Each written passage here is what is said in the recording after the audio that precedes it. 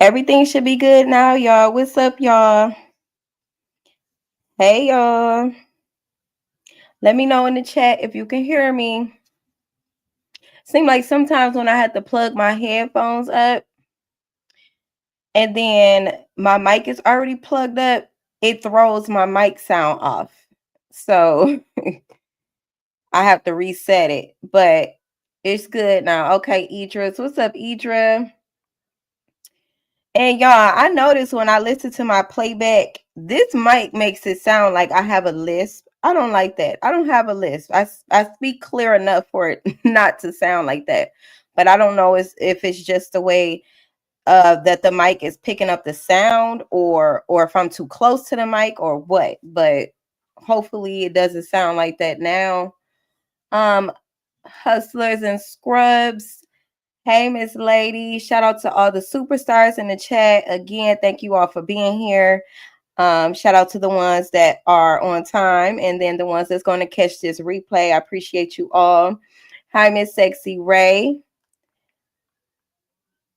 Idra, she say hello. She says she has a question. What's the question, love? Or are you talking to someone in the chat?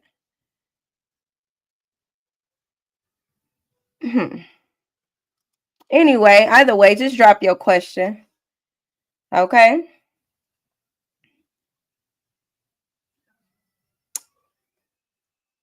All right, y'all. So listen.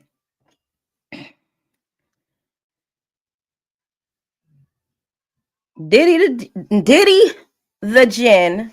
Okay. Am I going to cover? Is that Sade Robinson case? Honestly, I haven't heard of it to just now. Is it a young lady? Tell me something about the case, Idra, and then I'll look it up.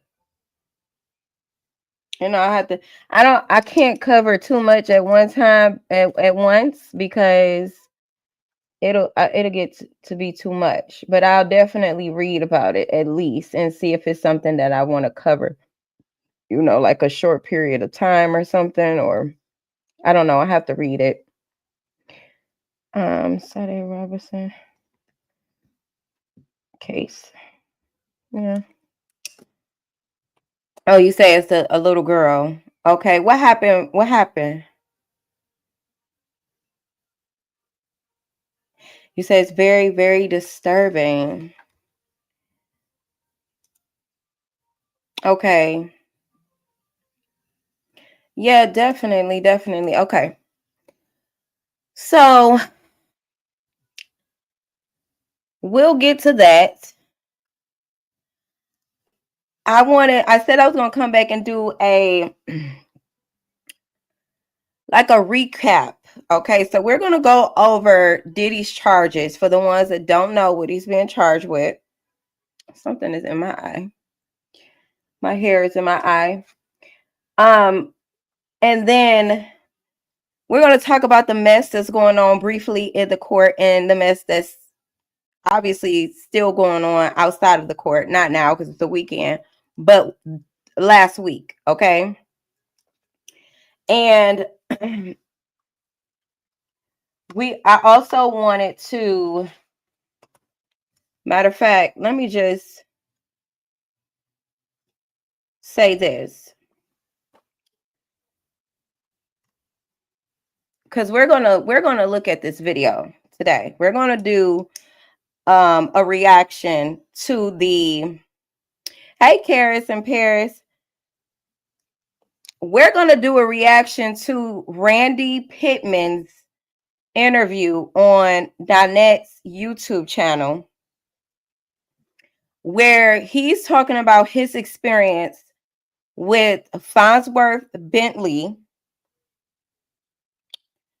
Gene Deal. That's why I got it titled "What's the Deal, Jill?" What's the deal? I'm getting twisted. What's the deal, Gene? Because there is an alleged victim that has come forth. He has filed a lawsuit, which I did get to read myself as well. It's on the internet. If you want to just type in Randy Pittman versus Sean Combs. You'll see it for yourself. Now, I only saw Sean Combs on that lawsuit and Farnsworth Bentley. Gene Deal, which is not his legal name, I don't believe, is not on that particular paperwork. However, it's been said and alleged that Gene was there the night Randy Pittman was um forced to take pills and 2 other minors. Okay, I'm gonna get to the comments. I see y'all comment. Just give me a minute, and we're gonna dive into that. Now, as far as Diddy charges, let me see.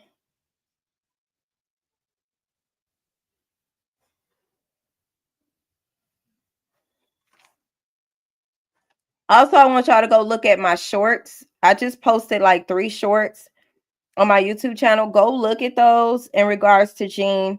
For those who haven't seen, where Donette was pretty much drilling Gene about this alleged SA that took place with Randy Pittman, the white guy, and 2 minors a night in 2003 at a hotel with Diddy, Bosworth Bentley, and Gene Deal. So he was questioning Gene Deal about that alleged assault, and Gene seemed to be very uncomfortable looking to me. That is what I observed from Gene in that short clip.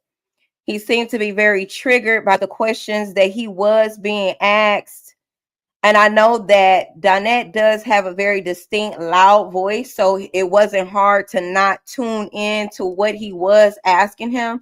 Most people was gathering around Gene and Tisa Tales very quietly. It was almost like, you know, they were, I guess, being respectful or just giving Tisa Tales her moment to ask Gene Deal questions as well. I don't know, but the paparazzi that was surrounding Gene Deal was quiet. So you only could hear Donette's voice echoing in that space anyway, because he was definitely loud enough and very clear on what he was asking Gene Deal. And again, my observation is that he looked very uncomfortable. I also want to state that this video is for entertainment purposes only.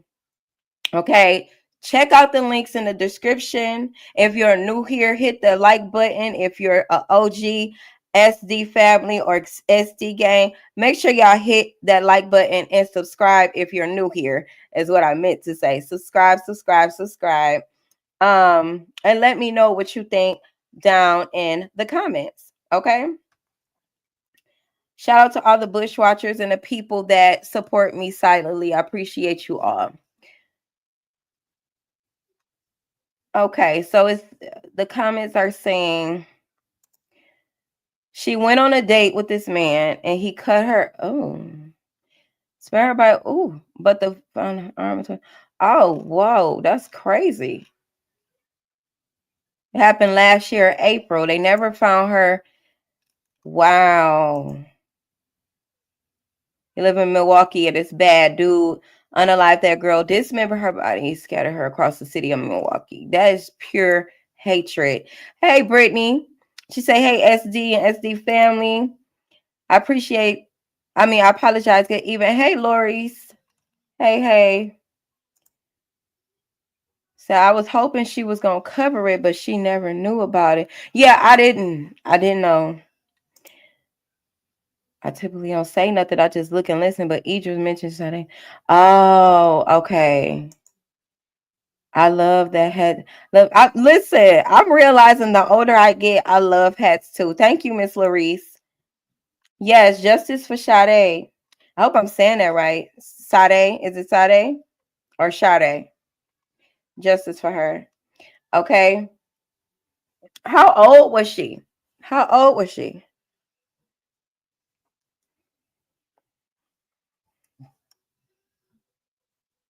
Wow.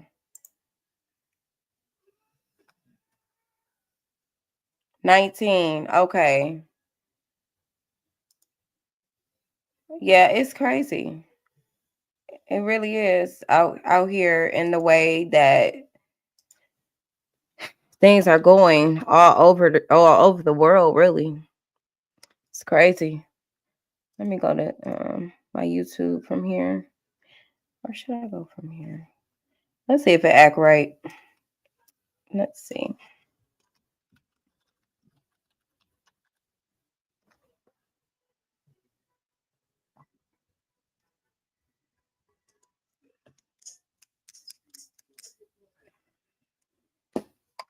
Oh, y'all, give me a second. Pull this up real quick. It says, did he use empire to fulfill his sexual desires?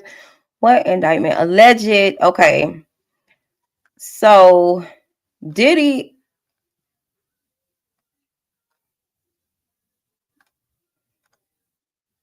charges. Okay, you got count 1, racketeering conspiracy. So on the first count, let me see if I can share this with y'all so y'all we can read it together.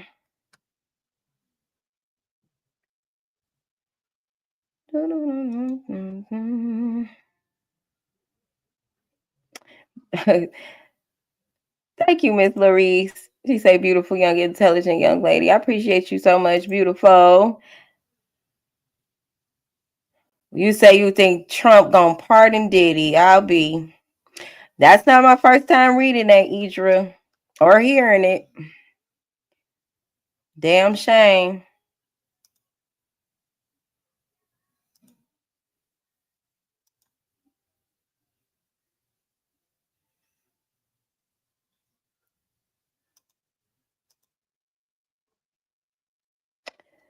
Okay, let's see how this works out for us. It's going to share to the screen, right? I'm trying to share it with y'all, what they got on Fox 5, just so we have a clear understanding of what Diddy is being charged with, for one. Then we're going to get into some videos for two. Okay. Okay. So it says the first count right here. Diddy is indicted on racketeering charges involving threats and coercion to fulfill his sexual desires. Okay. And then you got count 2. Okay, wait. So it says prosecutors claim Diddy led a criminal enterprise whose members and associates engaged in and attempted to engage in trafficking, forced labor, kidnapping, arson, bribery, and obstruction of justice. Okay, then you got count 2, which is trafficking by force, fraud, and coercion. Okay.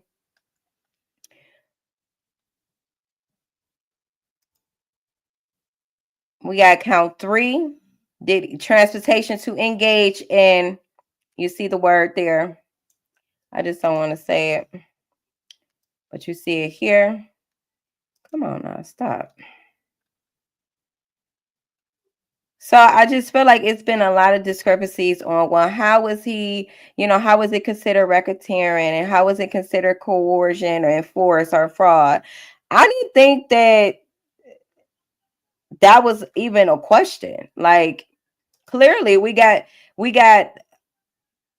Cassie's statement where, based off her experience and what Diddy had her doing and how he literally attacked her in that hotel hallway, drug her up the hallway, forced her to go back into the hotel room. There was a lot of coercion going on based off her testimony, and a lot of fraud activity going on where he's getting drugs in other people's name and things like that. Like, to me, that screams definitely trafficking, and it's right in alignment with racketeering conspiracies. I don't see what the confusion is around his charges. However, there are 3 that I'm reading here now, according to Fox 5 News.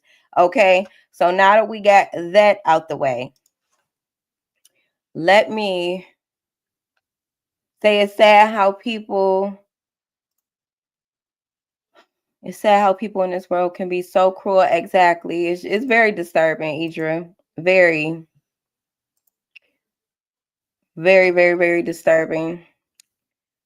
Okay. Go here.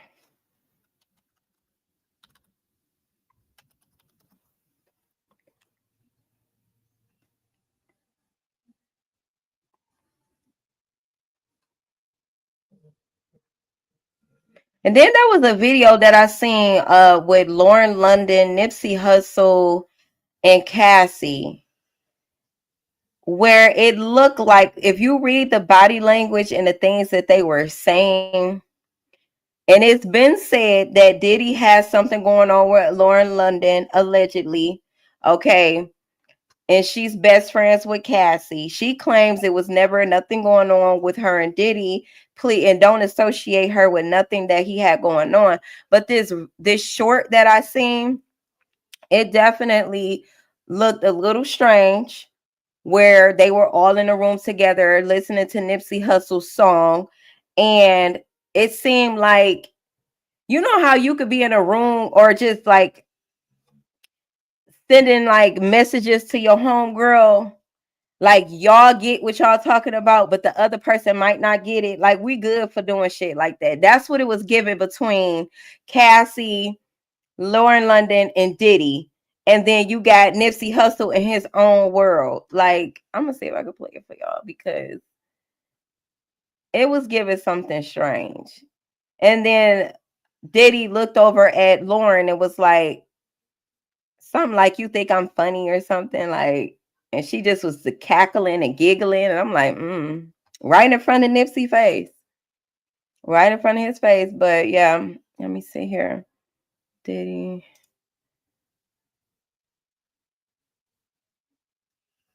I think I saved it to the playlist. Hmm.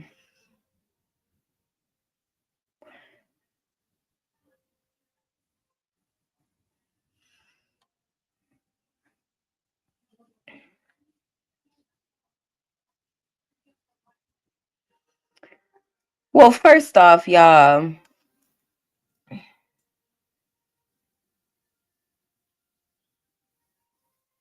tell me what y'all think about this video too. I did upload a short, but some of y'all probably ain't seen the short, so I'm gonna just play it. Say share this tab.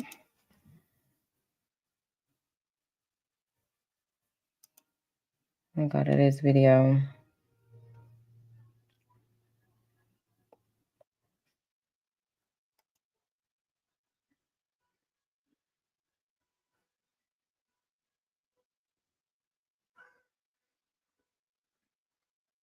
Is it? Let's see if it's gonna play my headphones.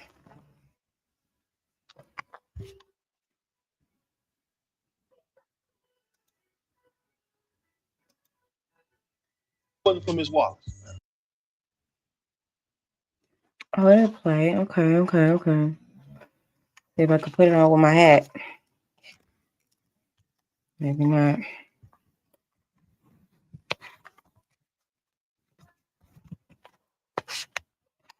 I have to take my hat off.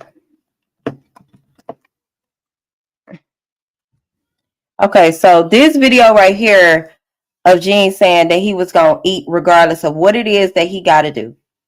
I was talking about this in my last live because this kind of stood out to me, because I feel like, just observing the different videos that I've been seeing lately and doing some deep diving into everybody that's been associated with Diddy, not just Gene Deal, but he's the one that keep popping his head out, out on the scene, out at the trial. He's really active out here during this Diddy case. So this is why I've been looking at Gene Deal lately, because I believe that people that are involved will hide in plain sight. Okay. So that's not saying he's guilty of anything, but I want to know his motive for speaking on Diddy all of these years, even though he may be telling the truth. It's not to say that he's been lying. You know, obviously there's a lot of people saying a lot of the same things that Gene Deal has said. So it's not to discredit what he witnessed, but I question how long was he around Diddy? How long was he involved with Diddy? And what did he see when he saw it? And why did it take for him? What did it take for him to get to the time and space where he wanted to out Diddy? There was an interview that I seen of Gene Deal where he was talking about the reason that he walked away from Diddy, and it involved one of Diddy close friends' sons that needed some money at the time. He was holding Diddy money, like $10,000 at the time. And he pretty much asked Diddy, hey, you ain't gonna help him out, whatever, blase, blase. Diddy like, no, I ain't got it. But he like, well, look, I got 10 bands that you gave me a couple weeks ago. Other words, are you going to help your mans out? Do you say this your godson or whatever? Long story short, Diddy didn't help him.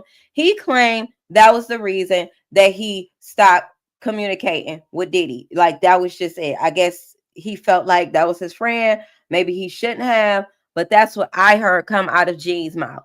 Okay.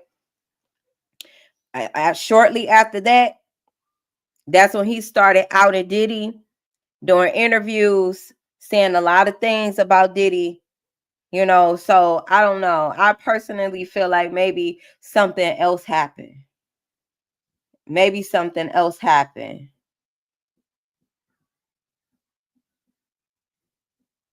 Wait, you say he gave that Capricorn lady lie detector test for real a whole week. So you think it was Gene Deal that gave Capricorn that lie detector test that she said they pretty much kidnapped her and took her to a building and gave her a lie detector test for 5 days straight? You think it was Gene Deal that did that? They said it was some big heavy guy, big wide guy.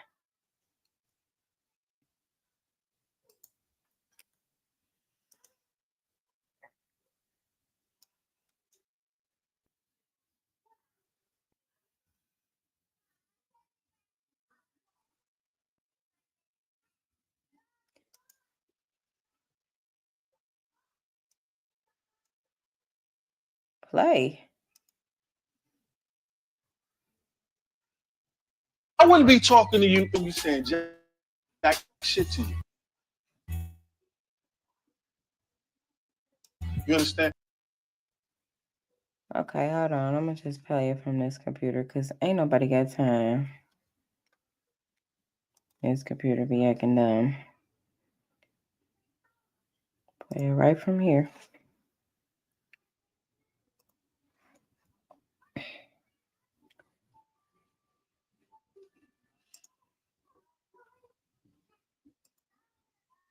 Yeah, it's a lot, and I feel like anybody that was around Diddy that allowed him, like, I would expect a person that really was about justice for women and children to had parted ways from Diddy because they was trying to whoop his ass or off him. Like, to me, that's like, I'm done with you. I see what you're doing to these women and these children. I don't stand for that shit. That's the type of response that I would expect a man to have towards another man who are deliberately violating and assaulting women and children. Not, oh, I stopped talking to him because he wouldn't give, his godson some money. I just didn't go back. And Gene Deal also claimed that he will only work for Diddy on the weekend, which is questionable to me. He said he will only work for Diddy on the weekends. And you seeing all of that going on just on the weekends, like, So those would be the two questions that I wish Donette would have asked Randy Pittman, who we gonna watch his interview in a minute. I want to know, what hotel was they at, and did the assault take place on a weekend? Those are the two questions that I have for him, and or wish that he would have asked him. I don't know if y'all commenting because I got a different screen pulled up. Hey, Robin. I just,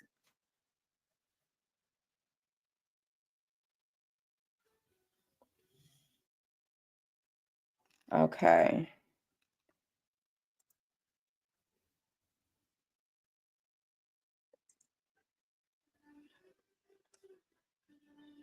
I don't know. It's just I'm not the type of person that just believe everything somebody say. Like body language, tone, and you know, that matters to me. That matters. Like you're a person ain't gonna tell you they're a liar. They're gonna manipulate. They're gonna say things that'll make you feel like they're telling the truth. Just because a person's story is consistent doesn't mean that they're not lying either. So it's like, because that's one thing that I noticed that Gene Deal say, my story been the same since the 90s. Okay, that doesn't mean that you are telling the 100% truth. That don't mean that. It means that you have remembered, you could have remembered the lie, or you are remembering real events, but you're not telling the whole truth. Because I feel like anybody that was around Diddy was involved with what Diddy had going on, because Diddy was paying people to do what they were doing.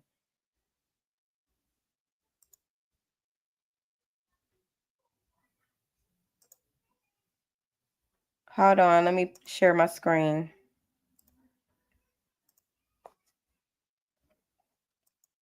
If it wasn't for Miss Wallace, you know what I'm saying? If she wasn't,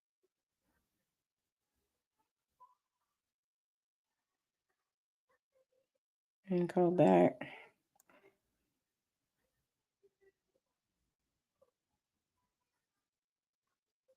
I wouldn't be talking to you if it wasn't for Miss Wallace. You know what I'm saying? If she wasn't pouring on hard crying, I wouldn't be saying jack shit to you. You understand? I think, yeah, some of the other people in the whole. So I'm gonna pause it because of this music playing. But he's basically saying that he wouldn't even be talking about Biggie if it wasn't for his mother. Crew should have came forward. Yeah, I believe that. You understand? Because I believe Big is turning over in his.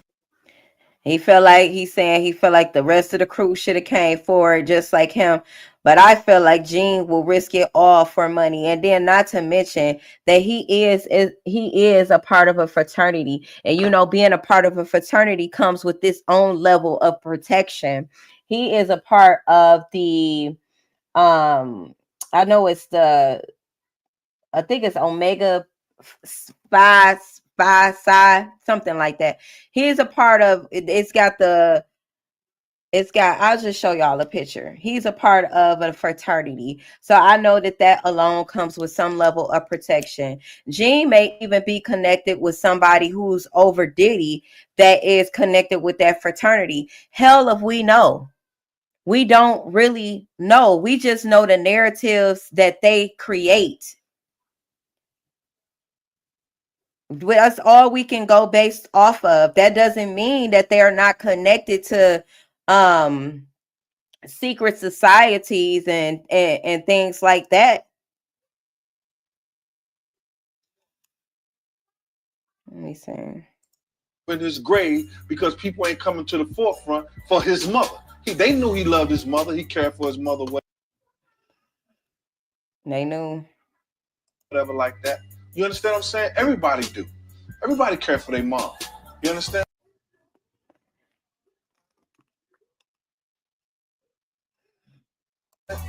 And I just believe that maybe some people should have came forward, and then maybe people just want to just say, "Listen, I'm gonna leave this shit alone."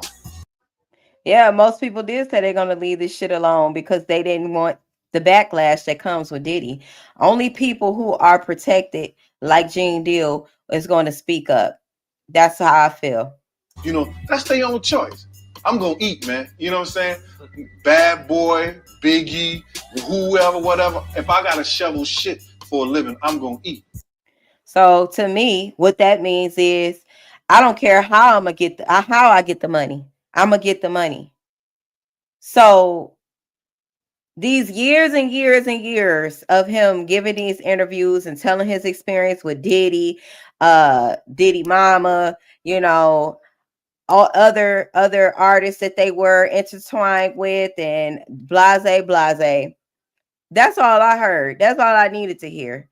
Out of all the things that he said, This lets me know what his motive was. His motive is he wants the money and he's willing to do whatever it takes to get the money. If he gotta talk about Diddy, Puff, or be associated with them, or whatever the case is, because he clearly said he will shovel shit if he have to. Okay, that doesn't sound like a person that will choose their integrity and self-respect. That sounds like a person that will sacrifice that. In my opinion, that's what it sounds like, and that's what it's given to me. Okay. Mom, Yeah. I got my teeth is wiggling. It's one. Okay. Okay. Wait till I get over here.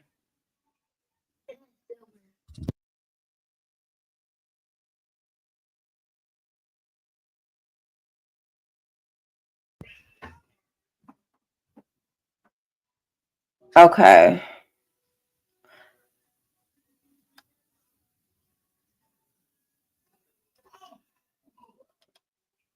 Let me see which video I want to show y'all. Okay, because I wasn't sure if y'all was keeping up. I feel like I gotta go back just to go forward so y'all know exactly what's what. Okay. So, okay.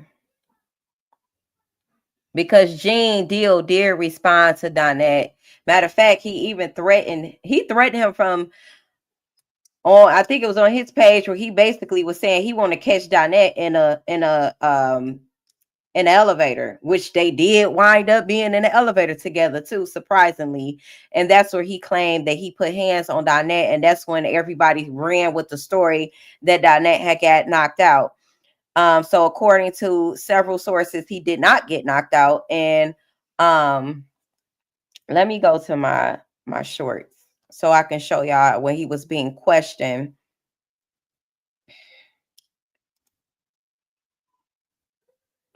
Gotta get that money, man.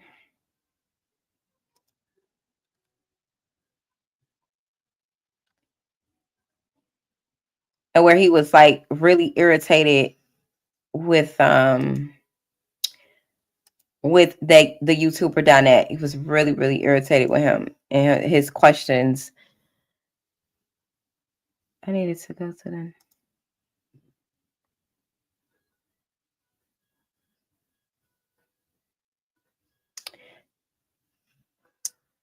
Yeah, I didn't think it was Gene. I didn't think, hey, Fly Mama, I didn't think it was Gene that did the lie detector test either. I'm like, it seemed like they described somebody else, because why wouldn't they say Gene Deal, if that's who it was?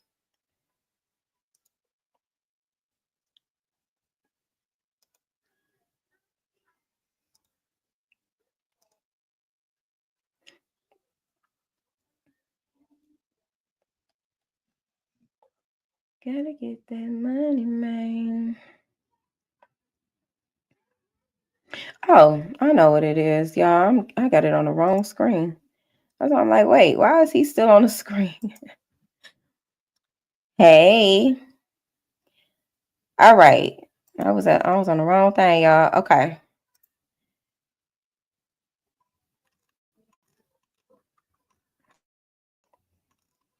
The entertainment industry And that look, Prince had fought. when I get to diving deep into stuff, These I don't care who clues asks didn't just what. dismantle the police's original conclusions. They pointed an unflinching finger at an unthinkable culprit, Diddy. That I don't know, right? What I know is that he was really health conscious. He was a vegan. He didn't abuse alcohol. Now, where is that coming from? So that also really concerned me, because it made me think that, wow, so you mean you do all these things to take care of Sean Diddy Combs obliterated every assumption. She declared with unyielding certainty that Prince's death was no accident. It was a meticulous murder masterminded by Diddy, a figure no one had ever connected to Prince. Spurred by her explosive revelations, police reopened the investigation with relentless fervor. A chilling discovery in the depths of Paisley Park's basement, a wooden box concealed behind a false wall, unveiled a horrifying truth, exposing a sprawling criminal entertainment industry that Prince had fought to unmask. These clues didn't just dismantle the police's original conclusions, they pointed an unflinching finger at an unthinkable culprit, Diddy. That I don't know, right? What I know is that he was really health conscious. Hold on, y'all. I don't know where this is coming from. Okay, here we go.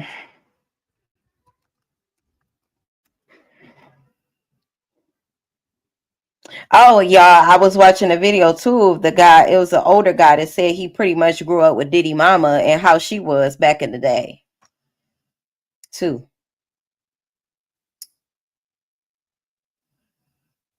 Because I truly believe that she definitely had a lot to do with how Diddy came about being who he is. And say it was him linking with Jag. Fly Mama, tell me what you mean. Say it was him linking with Jag. Who? I might be a little lost now. Okay. This is where we're going with this.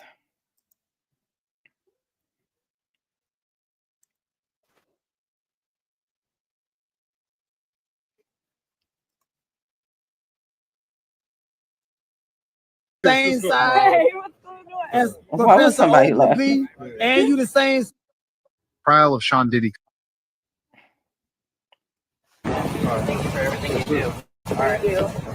Gee, if you've seen all of that and was at puppy parties, Don't play with me. and you the same size as Uncle play with Phil, and you the same size as Professor Ogilvy, and you the same size as Lucien Griez, Clive Davis. Okay. Why you want us to believe that you weren't at them parties participating in that behavior, Gene? We heard everything you got to say on the line, Gene. Gene, are you a victim of Diddy? Y'all give him some space, y'all. Hold up. Okay, hold on. Are you testifying today? Not at all. You aren't. So why are you here? Tell All right, please give him some space, y'all. Give him some space. About Diddy for years. Please give him some I was space. never scared, and he never sued too. So tell us, why are you here? All right, watch our backs, y'all. Watch our backs. If Gene did get on stand, Jaguar right needs to too. But they about the same people. All right, Gene, thank you so much. Are you going to be here for the rest of the week? Here? All right, Gene, listen, I need an exclusive interview. He ain't never get no attention. Gene, take care of yourself, man, all right? Bye, Gene. Okay, wait. Okay, remember y'all, I was saying that Diddy refused to help the guy who he considered his godson. He was also a designer himself too, and he created the bad boy logo. Okay, so that was another reason that he claimed that he really ain't fuck with Diddy after he pretty much left him high and dry. He had bills to pay. He was in a drug buying. Like he had some shit going on with a drug situation. He owed somebody some money, whatever the case was. That's what that was. So I just wanted to make that clear. That he was the one who created the bad boy logo and other designs as well. And they stole a lot of his ideas and fashion ideas. Okay, Fly Mama says, right, Damper Dan. That's who I was looking for. So she got it right there. Damper Dan, the clothing designer who brought major labels in the hood, then went to jail for knocking them off to hire him as head designer. Damper Dan, ain't that the guy who was friends with Diddy mom, right? His mama, the madam. According to Jaguar Right, she's a madam. You say Jaguar wrong. According to Jaguar Right, she's a whole madam. And according to him too, I believe that was his name, Dapper Dan. He said the same thing. Yeah, I got the video. Let me see. All right, so y'all basically can see here on the screen where Jinn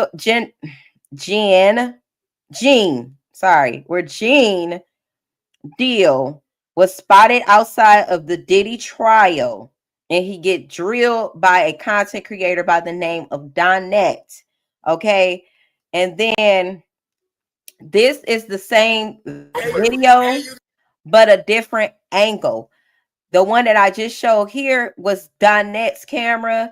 This camera is from the view of another content creator where we can see Tisa Tells approaching Gene Deal as Donette is already yelling and screaming at Gene Deal, trying to get his attention about his thoughts and, you know, how is it that you ain't had nothing to do with nothing, but you seen everything. And you the same size as Uncle Bill. And you the same size as Professor Ogilvy. And you the same size. Hello, Miss Lady. How are you? Okay. Pardon me, baby. To this moment, we heard everything you gotta say. Being a big star, bro. Everybody want to see Gene. Everybody want to see Big Gene. All right, y'all, give him some space, y'all. Hold up. And I do believe Gene enjoys the spotlight. Gene, are you testifying today? Not at all. You aren't. So why are you here? All right, give him some space, y'all. Give him some space. About Diddy for years and years. What's up? What's up, bro? You come around here. Right, watch that back. Watch that back, bro. Watch your back. I got a whole bike on the sidewalk. All right, Gene, thank you so much. Are you going to be here for the rest of the week? You here? All right, Gene, listen, I'm in an exclusive interview. All right, wait. Thank you,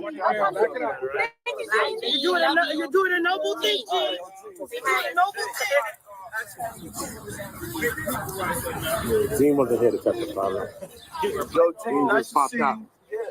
So he claimed his reason for showing up to court is to witness the alleged victims get justice, or to basically hear their testimony. Part of me, like, I'm not gonna say part of me. There's another content creator, Donette. He feels like he's going to make sure that they don't say his name or that it don't come up. But me, I feel like the truth is going to come out. Okay. So whether he's going there to make sure that his name doesn't come up in testimony so he know how to prepare himself, or if he's truly going so that he can witness this trial play out in real time because he has a genuine motive to be there, that's going to come out too. Okay. One thing about the truth in time is going to always tell. That's just what it is. So we got it on the record, detectives. We got it anyway. We're going to keep up with at least this much of it. I wouldn't be talking to you if it wasn't for Ms. Wallace. You know what I'm saying? If she wasn't. So this video here is where Donette is heard again approaching Gene, but with more specific questions about this specific case with Randy Pittman, who has the interview on Donette's YouTube page as well. This is what he's asking him about in this video. As you can see, the title is Gene Deal Helped Diddy in 2003. Okay. In 2004, you was at a party with P. Diddy and you held him down with 2 minor kids. I did an interview with him on my YouTube last. Now you see, as soon as he say 2 minor kids and he heard the name, he said Ryan Pittman. He kept going from Ryan to Randy, but I think Gene Deal knew exactly who he was talking about. As soon as he mentioned the minors, pay attention to his face and what his hands do. They go into his pocket. To me, that seems like he began to get very uncomfortable. So at what we do psychologically, sometimes when we are triggered, we will seek like a self-soothing type of behavior. To me, that's what that gave when Gene Deal put his hands in his pockets. Last night. What do you have to say about that, Gene? What about Ryan? What about Ryan Pittman? What about what you did to Ryan Pittman? What about Ryan Pittman, Gene Deal? I interviewed him last night. He said you was at a puppy party. She was good. You gave him E-pills, and he held 2 minors down, as well as him. Gene, I interviewed him on my YouTube last night, Gene. He filed a lawsuit, right? See you when you get inside. Right. Coming back in, right? I'll see you when you get inside. Coming back out? Diddy ain't do it. Diddy ain't. And then he was saying he gonna see Donette inside because he was getting asked a question apparently that he did not want to answer, in spite of how much he tried to ignore Donette. He couldn't ignore him. In fact, Tisa Tells, who we see approaching him because if you go to Tisa Tells page, you will see Jean kind of like video bombing her live. She was on live and he was kind of like in the back making faces, and she didn't notice it for a few seconds. And then when she did notice it, she jumped up and then she went and started talking to Gene Deal. At the same time, you got the paparazzis, the other bloggers, you got, the YouTubers, including Donette, approaching Gene and Tisa Tells at the same time. So as everybody's surrounding Gene,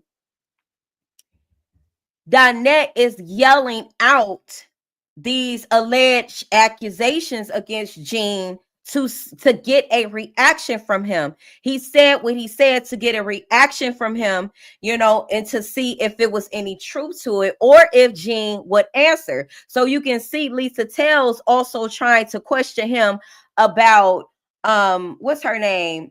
She was questioning him about Capricorn, who is a witness in the Diddy case. Not a witness, but she's a victim in the Diddy case.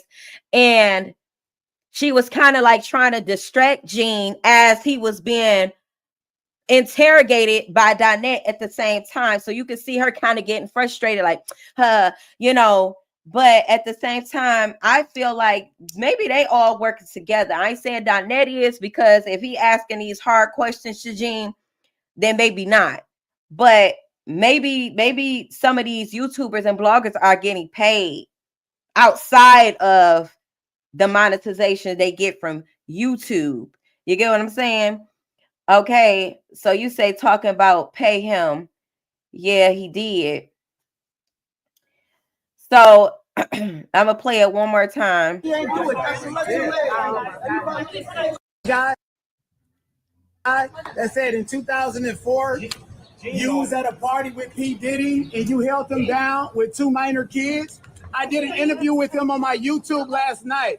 What do you have to say about that, Gene? What about Ryan Pittman? What about what you did to Ryan Pittman? What about Ryan Pittman, Gene Deal? I interviewed him last night. He said you was at a puppy party. She was good. You gave him E-pills, and he held 2 minors down, as well as him, Gene. If you look at Gene's face, he really started to look zoned out. Like it really did bring up, it triggered him. Like it really did trigger him. That's what it gives to me, y'all. That's what it gives. Somebody in the comments on this video said it looks like Gene is tired of the same man yelling at him the bullshit. But how do we know if it's really bullshit? We don't know if it's really bullshit. Only thing we can pay attention to outside of what they say is how they react.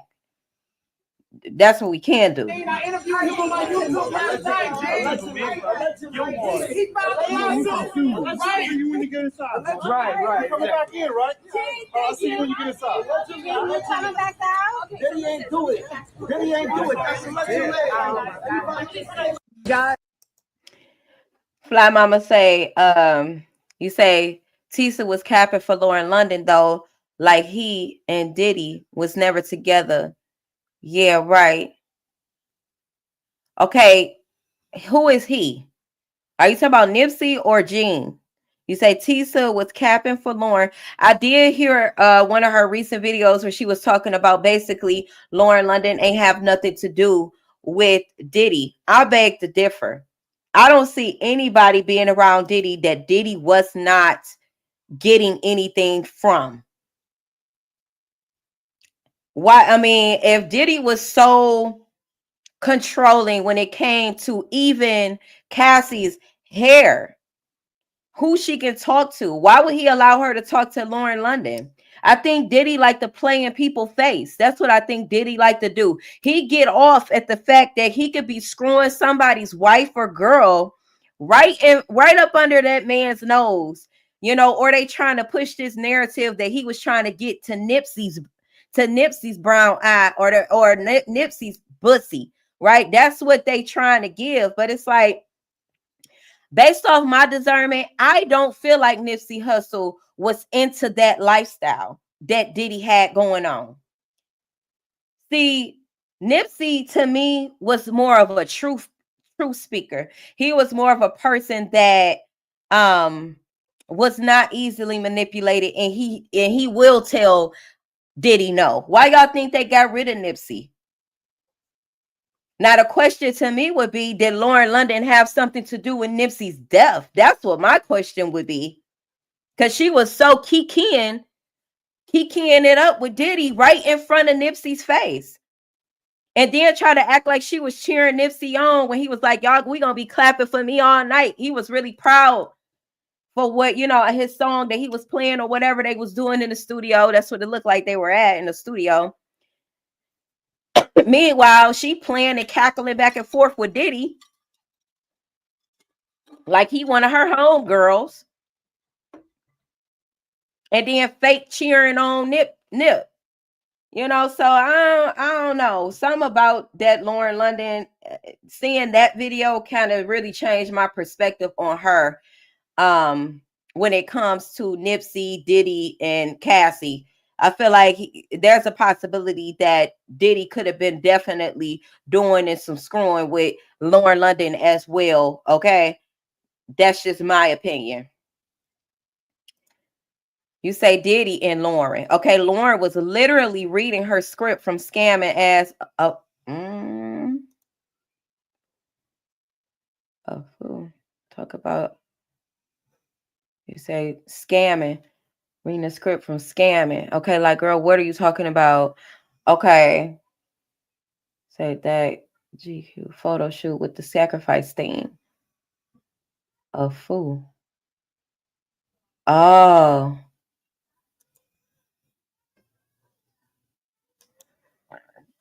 See, something strange about it. I don't know too much about that you talk about, Fly Mama, but I trust that you know what you're talking about. You know, just me. It seems like it's in alignment with what I'm hitting at. Okay, it's in alignment with that.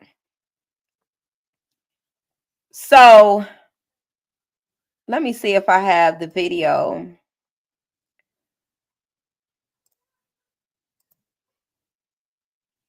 Real quick, let me go to my history. The video that I'm talking about with Diddy. I'm gonna have to post this to my shorts too. So look,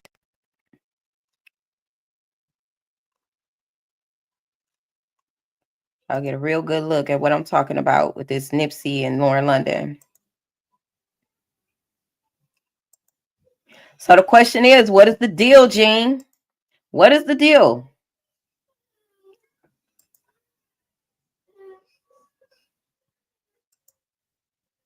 Come on, I know I looked at it today.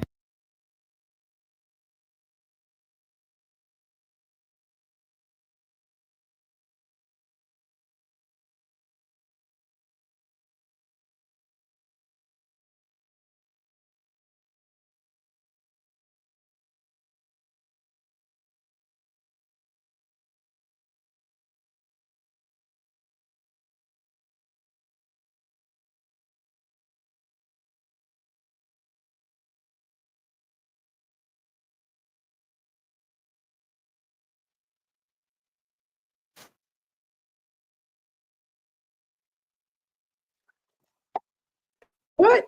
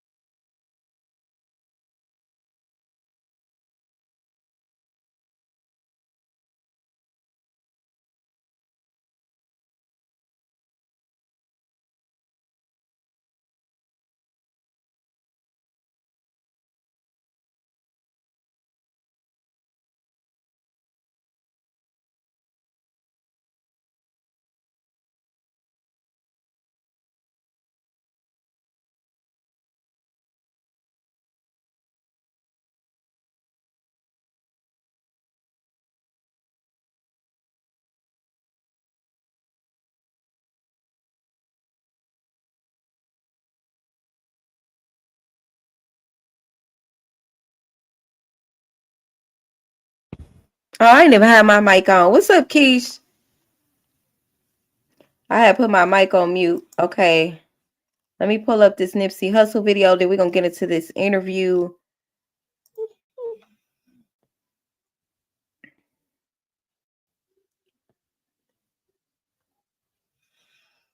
Say, y'all, the girl, don't break your ankle, girl. Glad you made it. Okay.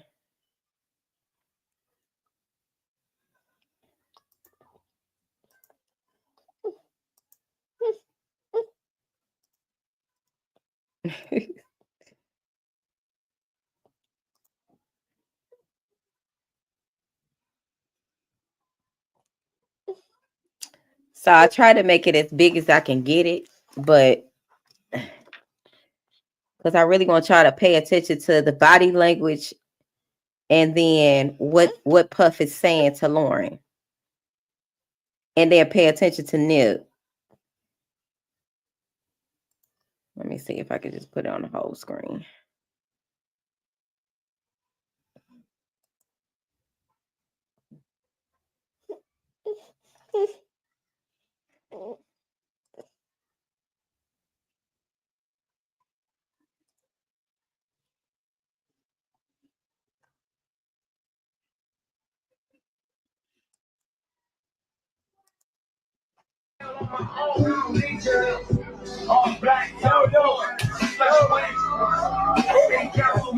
We gotta go back to the break. We're gonna go back to the break. I'm gonna clap all night.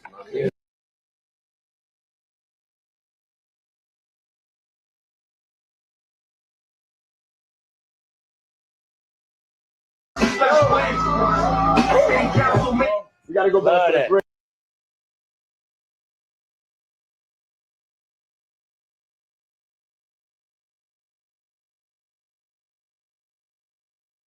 We're gonna go back to the break.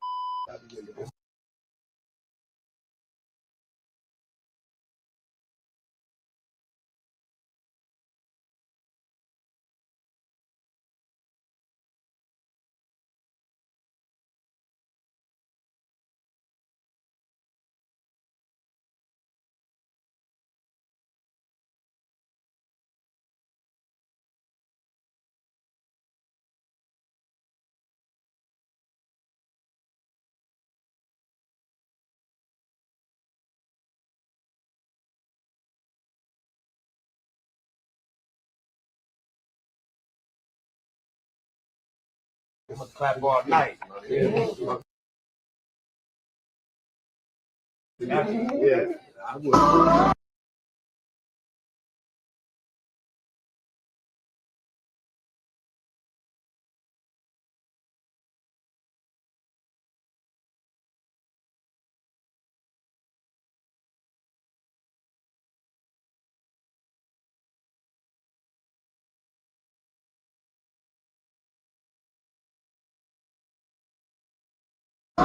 Find me out different places. By the door, it's still attraction. Double back there.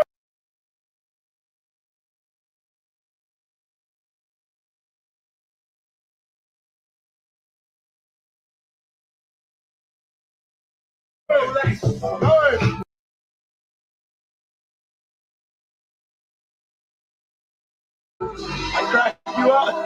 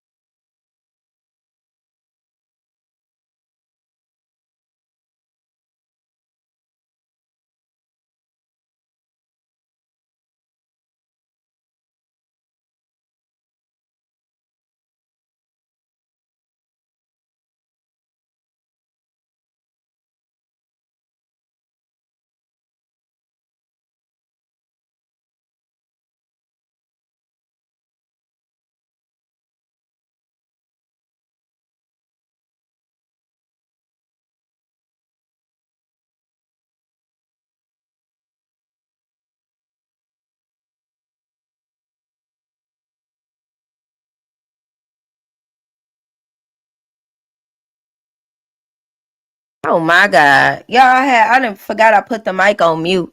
Talina just told me the mic was muted. Can y'all hear me now? I just been talking. Oh my God. I hate when that happens. Go pull it out. Get some tissue. Why? It's gonna hurt even more. It's gonna hurt because it's getting ready to come out. Can y'all hear me now? Okay, I had put it on mute. I forgot. Okay, so what did y'all hear? Basically, I was talking about how inappropriate it was for Lauren London to be having that incognito ass conversation in front of her man, and then being fake about cheering him on at the same time. It's shit like that that make me feel like Lauren London has something going on with Diddy and Cassie. They probably was at the freak offs together for all the fuck we know. And this narrative that some of the YouTubers are trying to paint around Lauren London, saying that he was using put it in there. He was using Lauren London to get to Nipsey. I don't think Nipsey was getting down like that. That's just my opinion. I think Nipsey was one of the ones that told Diddy no.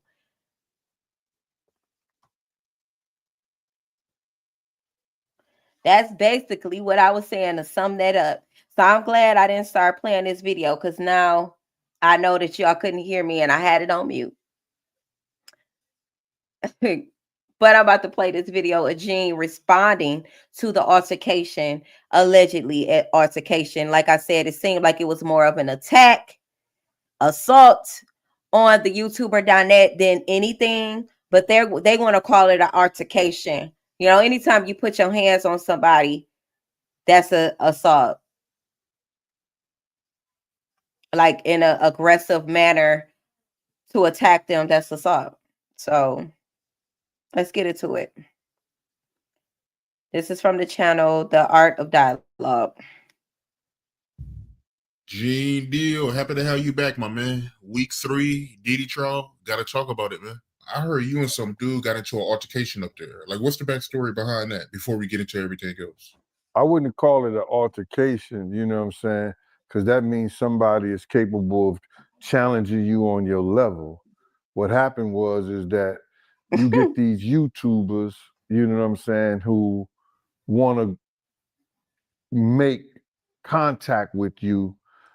Let me just say something, because I feel like the YouTubers, us as content creators, especially the ones that actually go out and get in contact with these so-called celebrities or people that's in the media, YouTube is like the news nowadays. Most people don't even watch TV, they watch YouTube.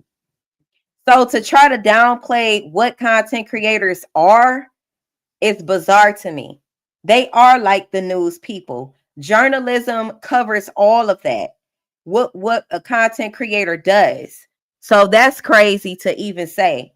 It's like you try to downplay the craft of content creation when all of the news stations are on YouTube, and I can guarantee that's where they get most of their views. Everybody watches YouTube. This is my show. This day show. They got their show over there. You get what I'm saying? It's almost like we become the brand as content creators. So don't downplay the things that content creators do and the craft that they have to master to be good content creators. And not to mention, Gene has a YouTube channel as well, doing the same exact thing. See, like the paparazzi and things like that, they had to, before social media was really a big thing, they had to go out in person. They had to do the footwork to get the coverage of it, to get it in the magazines, to get it on the screens, or, you know, things like that. They had to go and do that. Nowadays, it's pretty much the same, but it's probably not as aggressive as it used to be. Y'all know how crazy it used to be with paparazzi. They used to complain. Still do. You say facts, one of those people. You say, but Nipsey did say Victory Lap was finished and he just had to have Puff oversee it. The nigga end up an ex-producer and rap nigga. It's the one song I skip every time. Wow. So it seemed like Diddy was the one giving him the go. We say, when Gene is only a content creator.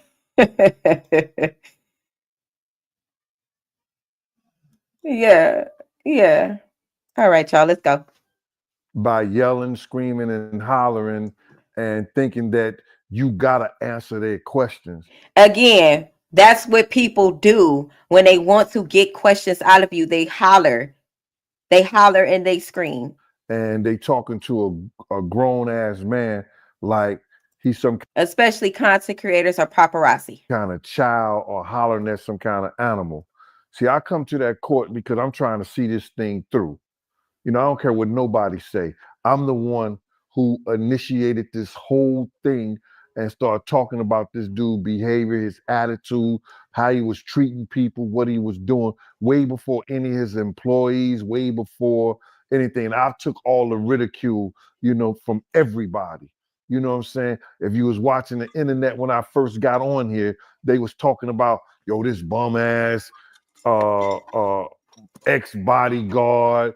I didn't have this and I didn't have that. I didn't do this and I didn't do that. But then when the facts start coming out that I was a New York State parole officer with my college degree, had my own house, own apartment, was given another house by my family, and they start seeing that I was one of the leaders and the founders of the same gang, which Puff came out of.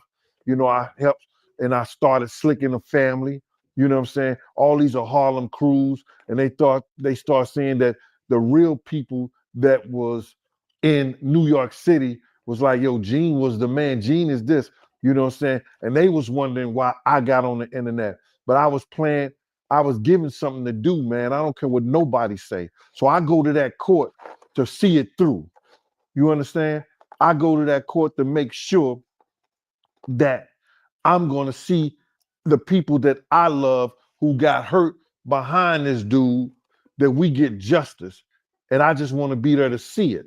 I didn't come there for somebody to be calling me out my name, talking all that, saying things that's irate. Yo, listen here, I'm a grown ass man.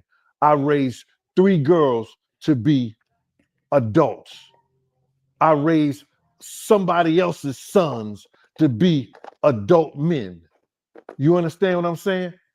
So that makes me grown. I've raised people to be adults. I've helped people with their kids for them to become adults.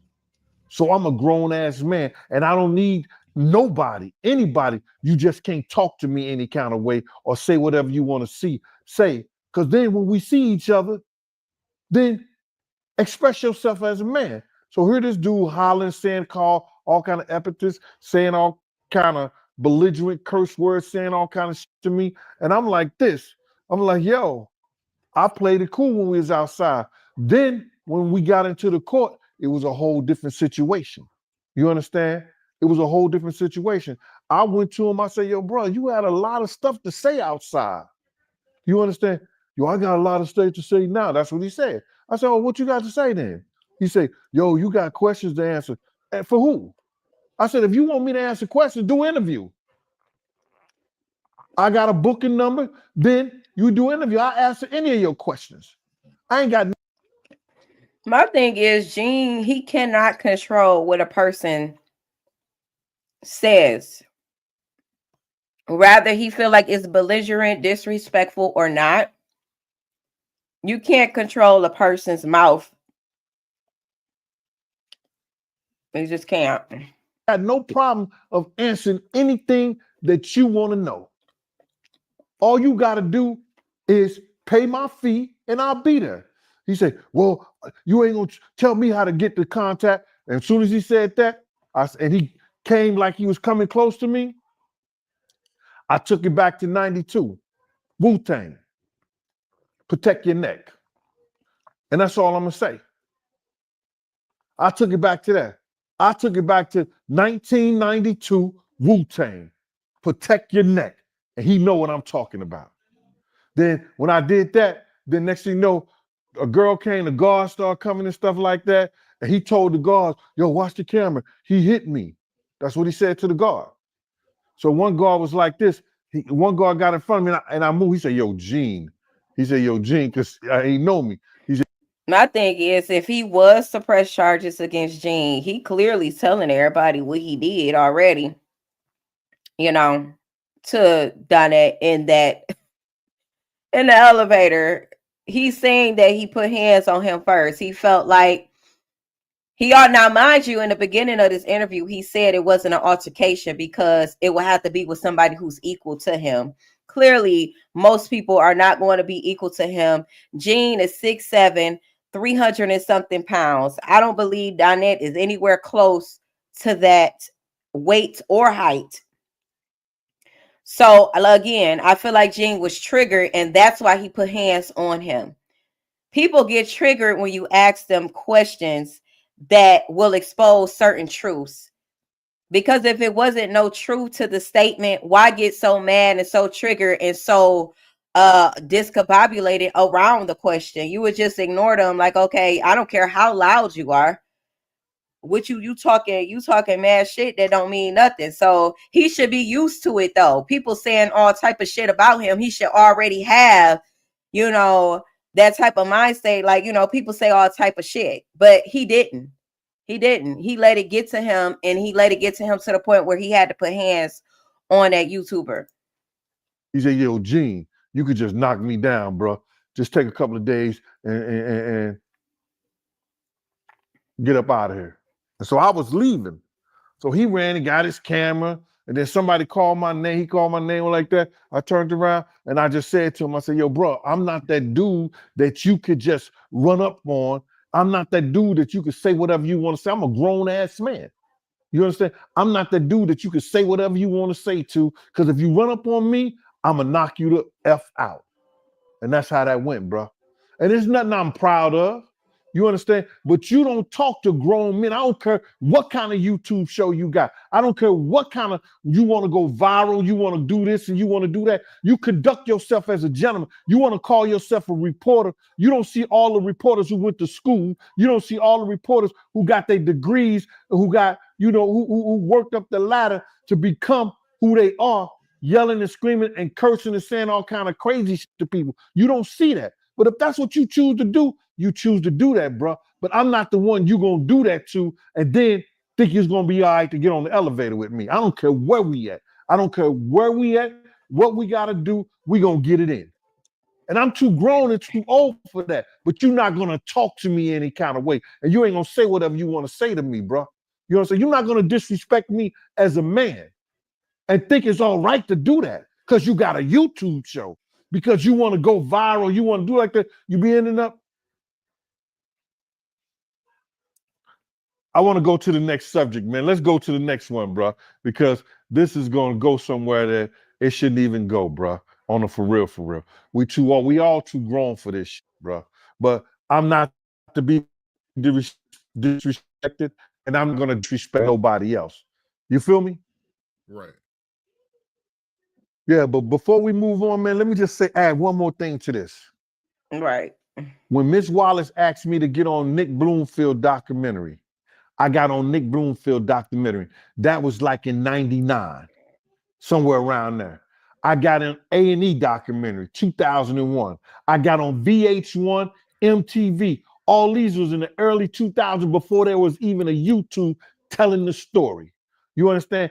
I sat down with each one of those crews about anywhere from 3 to 5 hours telling them everything. Telling them everything. That's why can't nothing come up when I was talking about how what Puff said about Suge, Pac, Big, everything. I told them everything. Okay, but that's the thing that I think Gene is missing or he's trying to avoid. We're not talking about what you witnessed Diddy, Pac, and Big do. We talking about, or his point was, were you involved in an actual assault? That was the question. Were you more involved than what you are portraying to the world to have been? Because again, when Cassie was locked up in the hotel rooms after Diddy whooped on her ass so bad that she couldn't be seen in public, he had a security guard monitoring Cassie. Whenever she tried to leave during those moments, that security guard told her, "You cannot leave. That's an order from Diddy."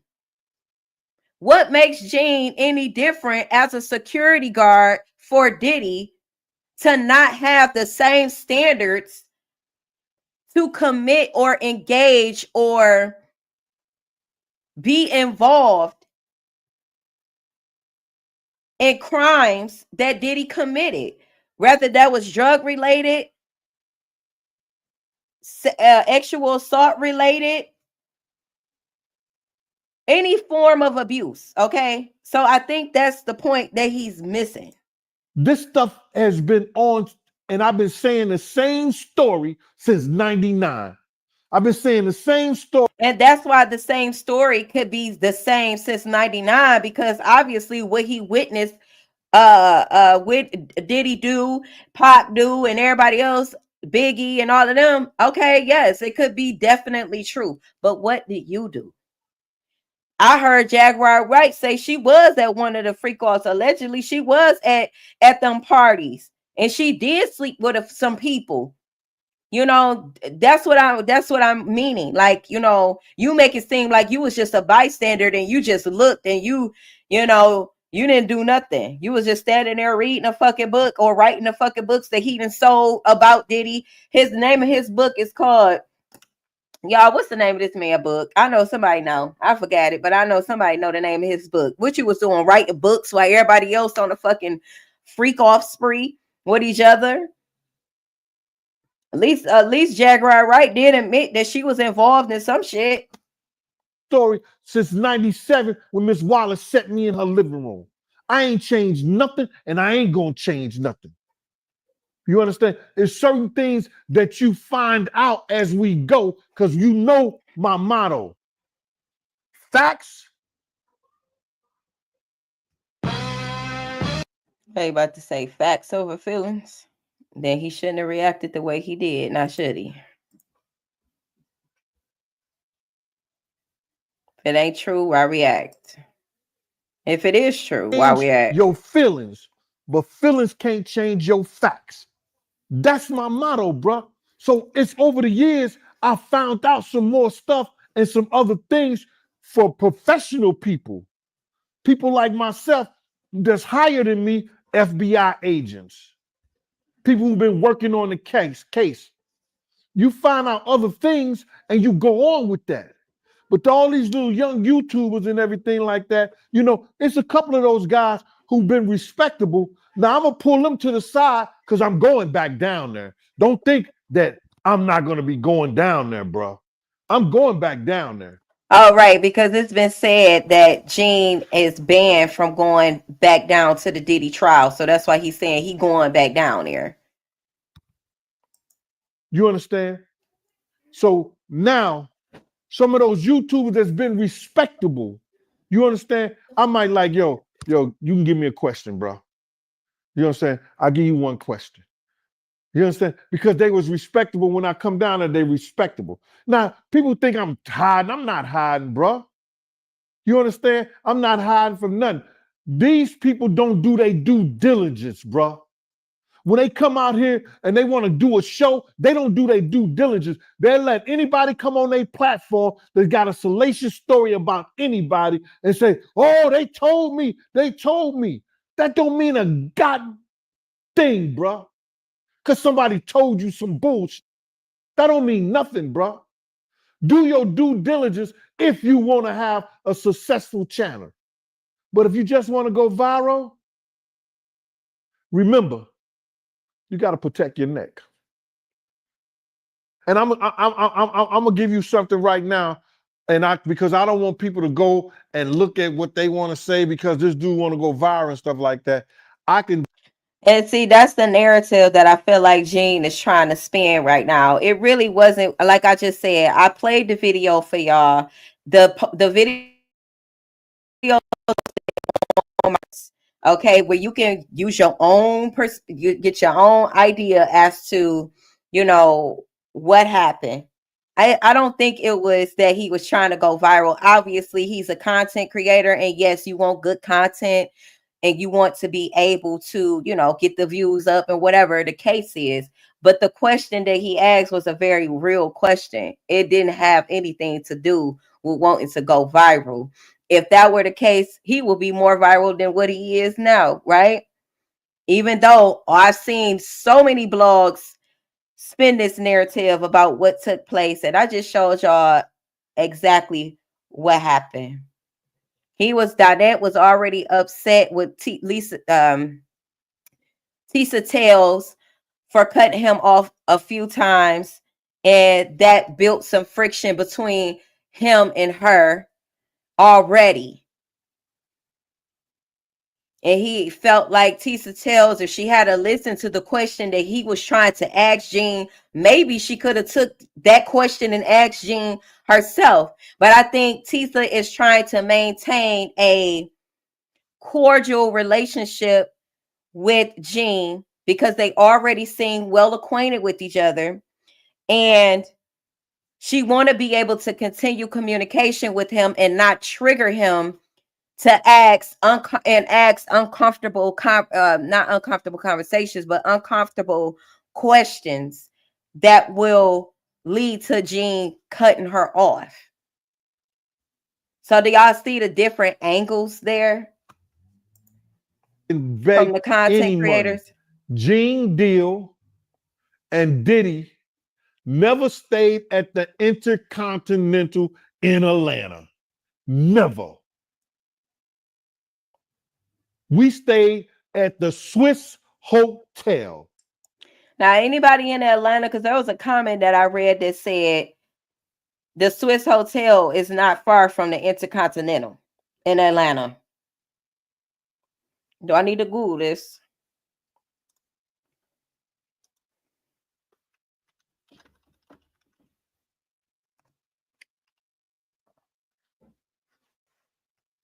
Do you hear what I'm saying? We never stayed at the Intercontinental in Atlanta. That's how I knew this shit was bogus. We always stayed at the Swiss Hotel. You will not find a debit, a credit, or any kind of card because you got to put your card up for room for your incidentals in your rooms. You will never find no card at the Intercontinental with Gene Deal name on there. None of that. Because I don't care whoever you travel with and whatever you did, they could be paying for the hotel. You always had to put a card up for your incidentals to your room. I mean, but what point do that prove? That don't prove nothing. Anybody can swipe, or just because you don't swipe your card at a hotel don't mean you wasn't there. Like it's shit like that people say that is still questionable, because what would truly prove if you wasn't there is if you could prove that you wasn't on the camera footage. So that don't mean shit. If Diddy the one putting up his card on a hotel in the first fucking place, it don't mean shit. It holds no weight. Now, I could be speaking too soon or whatever, but I'm just going based off what he's saying and how adamant he is about which hotel he stayed at, like it makes a difference. It don't make a difference to me. And we never stayed at the Intercontinental. So people could come up here and be bogus and tell lies and say whatever they want to say for the views, to go viral. It's all right. Just protect your neck, especially when you come around me.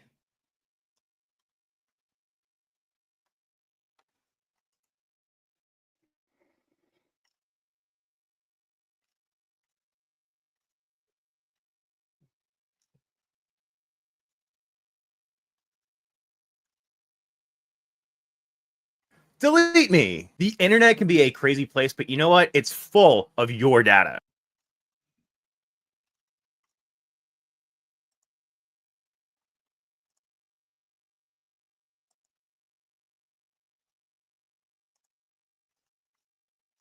Let me find this interview.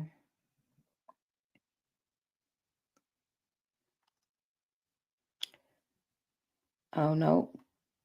This was a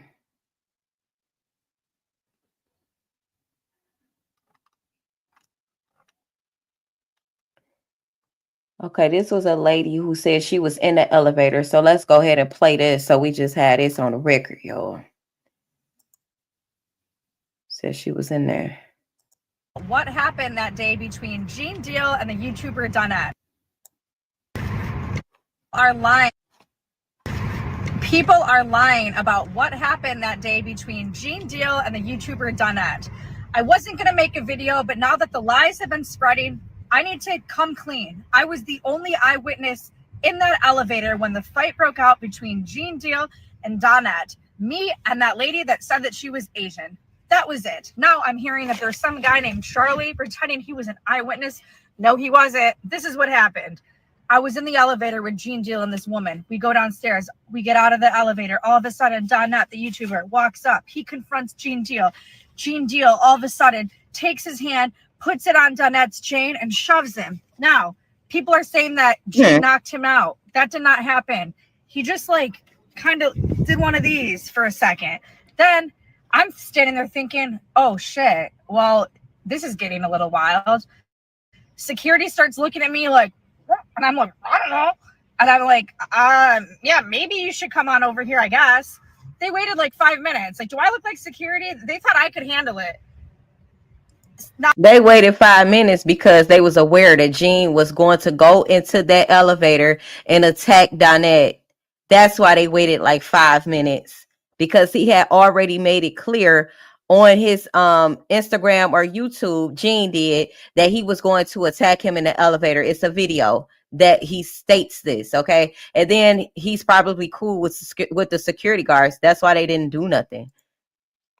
Now, someone said that there was a rumor that they told Gene Deal not to come back the next day. I didn't see that. I heard they didn't even know what was going on. No one saw the fight except me and that lady.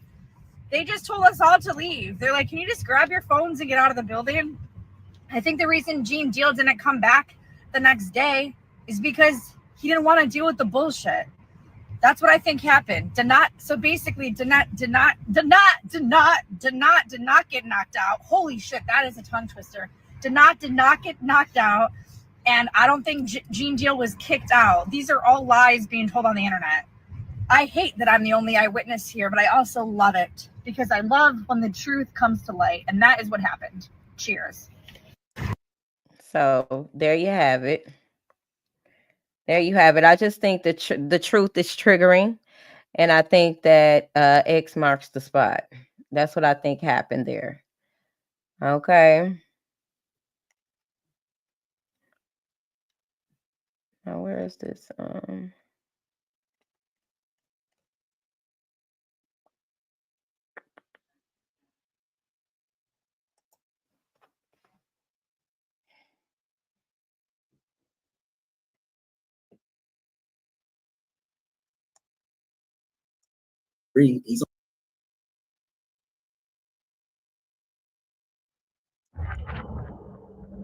This game, you're not ready for. That school, I'm gonna teach myself, make my first.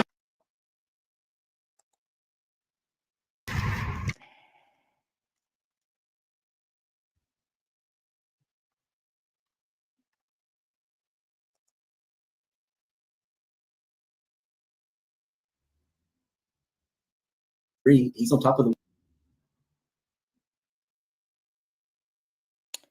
We got to make sure we stream this because just in case he decided to take the video down. Mr. Randy, what's up, Randy?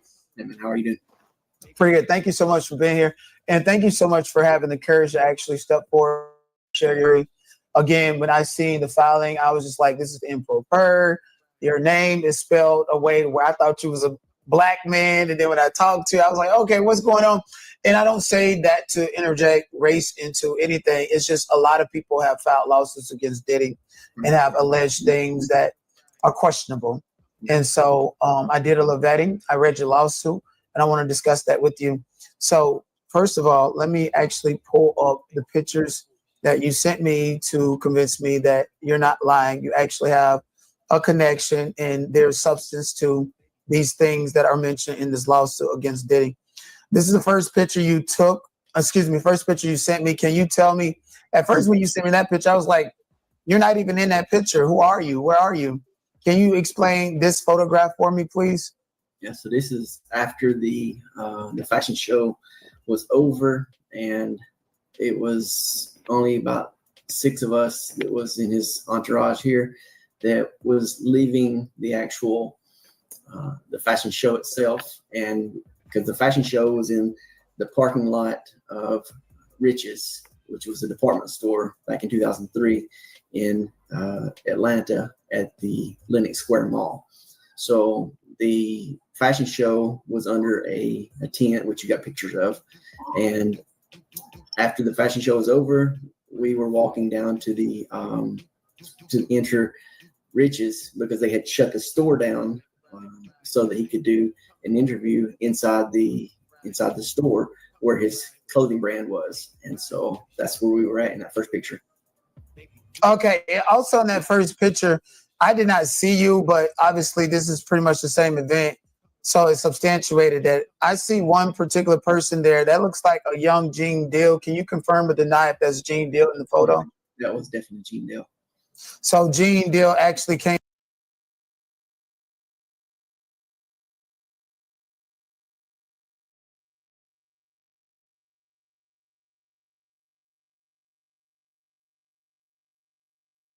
across you and could pretty much, speak to these allegations in this lawsuit that you have, right? Yes.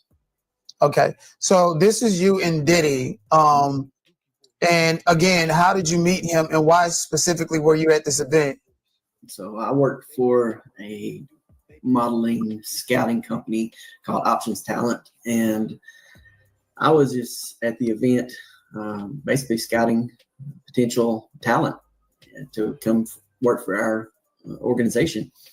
And so while I was there, I was approached by Bentley, and he said, you know, that Diddy wanted to meet me, and they was basically inquiring as to whether or not I had any female talent that was with me at the fashion show. Of course, I told them I didn't have anyone that worked with me or for me at the show, but, you know, they said, well, can you find somebody? I said, you know, it's possible. And they said, well, if you want to come to the hotel after the show's over and have a little party.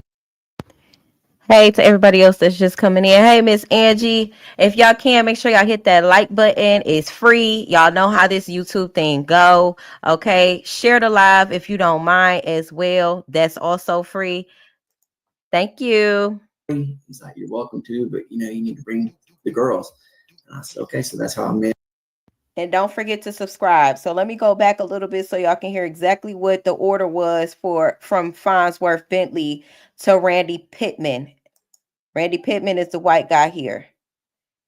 Was with me at the fashion show. Of course, I told him I didn't have anyone that worked with me or for me at the show, but, you know, they said, well, can you find somebody? I said, you know, it's possible. And they said, well, if you want to come to the hotel after the show's over and have a little party, he's like, you're welcome to, but, you know, you need to bring the girls. And I said, okay, so that's how I met him. So you met Diddy because him and Florence was at this event, and it was like a fashion event, you say, and they basically approached you and asked you what you do and if you had any girls for them. Is that what you're saying? Yes. And at that time, what did you do to even make them believe that you were in a position to bring about girls?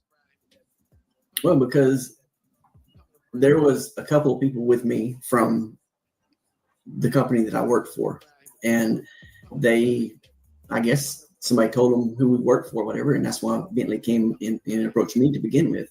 And so I'm the only one from our organization that, you know, went and even had any conversation with these guys. And so they asked you if you had any girls. Did they like say a specific age, or did you go out and find a 13, 14-year-old girl on your own? No, so when I told him that I didn't have anyone with me and I didn't have anyone local that I knew right there on the spot, that's when Bentley went off and was doing his own thing for a little while. And I'm talking to Diddy, and he's doing this meet and greet with other fans and stuff like that. And so that's when Bentley came back and he started talking to Diddy. That's when he directed me. He said, will you go get those girls? And I'm like, who? And he said, right there. And I looked, I didn't see no one. I'm thinking someone around my age. I was 22 at the time. So I'm looking for someone, you know, around my age, young women. And so when I seen who he was pointing at, I'm like, I don't know what you're talking about. And he said, right there. And I'm like, those girls? And he's like, yeah. And I'm thinking in my head, bro, these really are girls. Like, these are children. And so I went and asked the girls if they wanted to go to this after party at the hotel with him. And they were obviously interested. So, you know, they came with. Did y'all see his face? Because I looked at the screen like, so you noticed that they were little girls, but then you still went over there and approached him or approached the children. That's what I be talking about. Like, none of this shit makes sense. How are you filing a lawsuit against Diddy, Farnsworth Bentley, but you engaged in this type of behavior? At what point could you say you were coerced? Did they hold you at gunpoint? Did they make you feel like your life was in danger? What? With us into riches, into the when he done his little interview with the media inside the store, and then after that is when we left and went to the hotel. So when you looked at these girls, did you immediately know that they were underage? Yeah, there was no doubt. What'd you say? was no doubt. Absolutely. So what could you have possibly thought that he wanted with 2 underage girls? Right. I mean, I had a very strong suspicion. I mean, it's like I said, I was working in this industry. I know what goes on in these people, what they do, and how they live their lives. So I knew what was up. I'm not naive. So I mean, it's what it was. So like, and I heard Diddy's former assistant David James and George Kaplan, they talked about how the fame of it all, and you and I had a conversation prior. Like why couldn't you just say no to Diddy in that moment when he asked you to take the girls to the hotel, and then we can get to what happened at the hotel? I mean, it was just, it's just the celebrity, being starstruck, I guess, in the moment. I mean, it's Sean Combs, and at the time, 2003, he's on top of the world.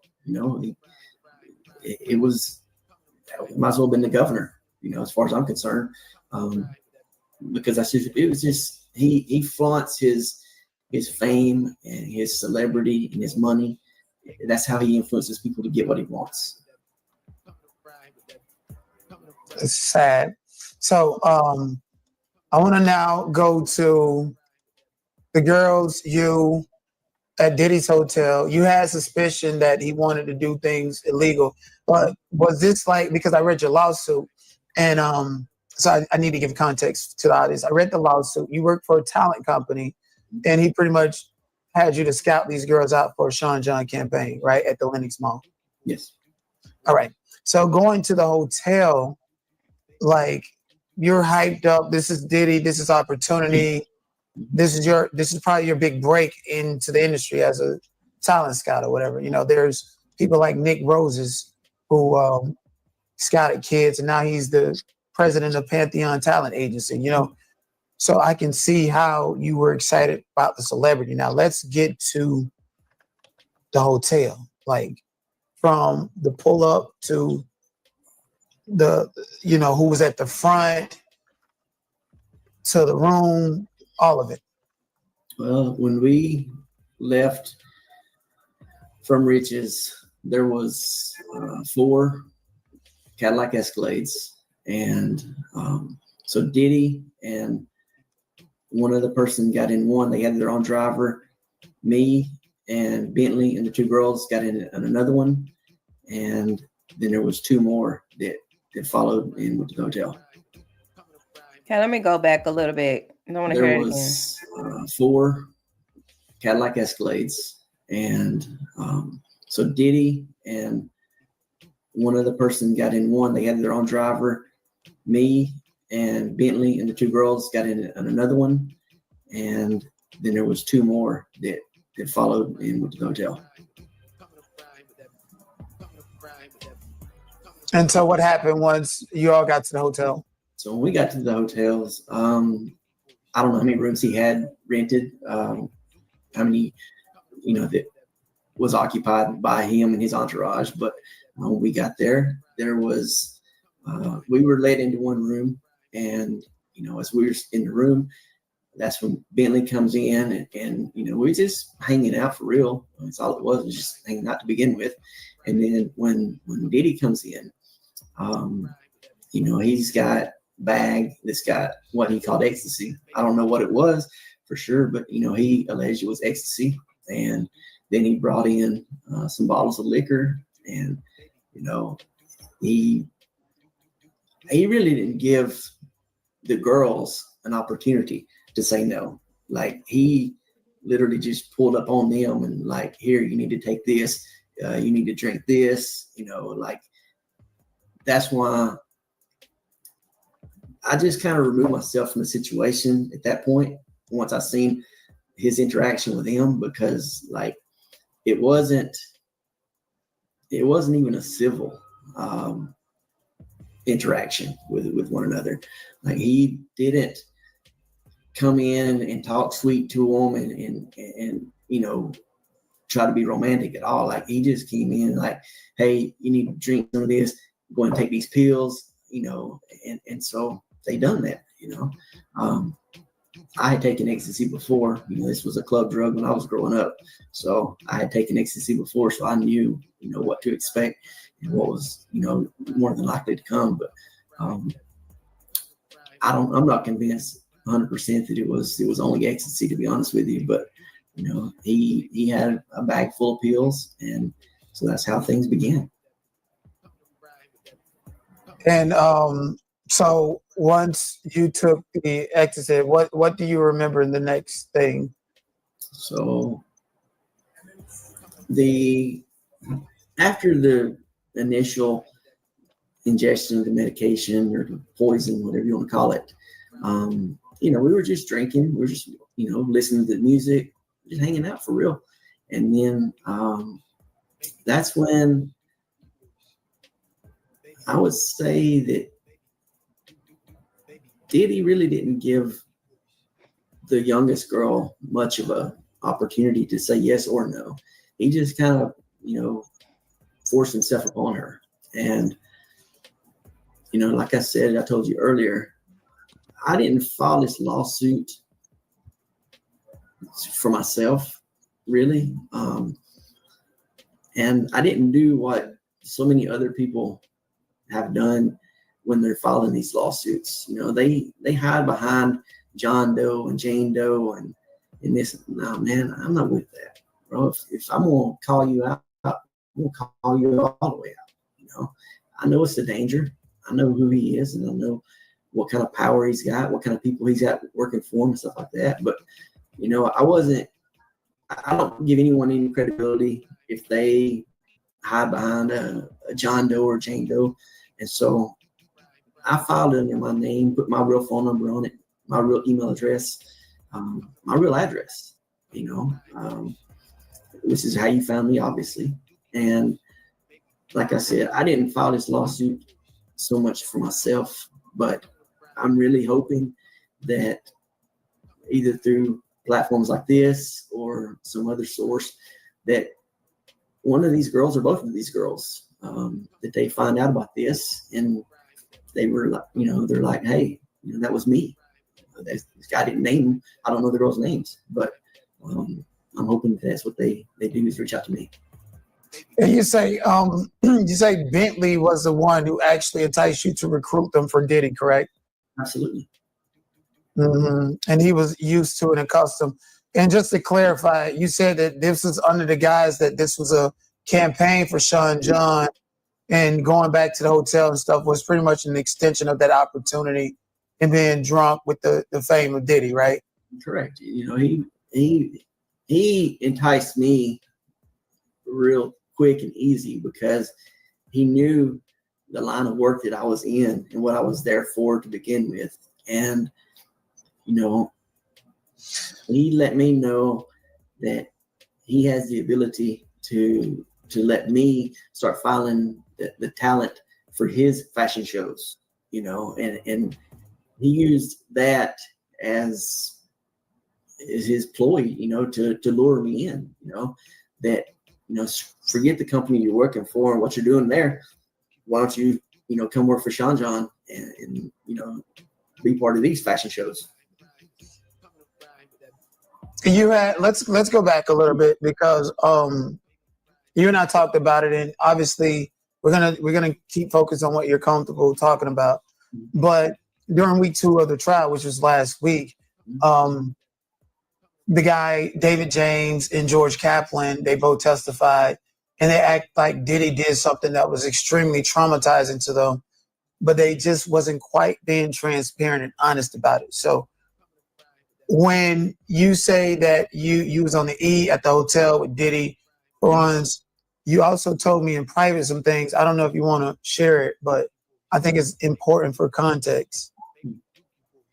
So what do you want? What are you getting to? You like about the girls and then yourself as well, because you obviously lean towards the girls because you want justice for them, but you also are a victim, and according to your lawsuit, you also was SA'd as a result of this lacing at the hotel, correct? Yes. And then you also mentioned to me that you felt like you saw Diddy a couple of times afterwards and felt like he was almost stalkerish towards you. Yeah, I think so. You know, like I said, I didn't really have any more. Well, let me put it this way: we never went to another hotel together after that. But being places, you know, like Compound in Atlanta, you know, he was there, you know, and I know the guy who owns that place. His name's Alex, and so like I would go to hang out with Alex and to be part of the group of people from Compound. Okay, but you know, Alex has his own celebrity. You know, he owns AG Entertainment in Atlanta, which I don't know if you're familiar with it, but Alex One Entertainment, it's a pretty big deal. He's the biggest promoter in the city. I'll put it that way. And so he caters to these people a lot. You know, Compound used to be a public club, but now it's a private club, and you know that's his bread and butter. And you know, he caters to these people. So as I'm there hanging out with Alex, you know, Snoop Dogg or Diddy or Jermaine Dupri or Ludacris, if they're there, you know, I'm gonna be hanging out with him too.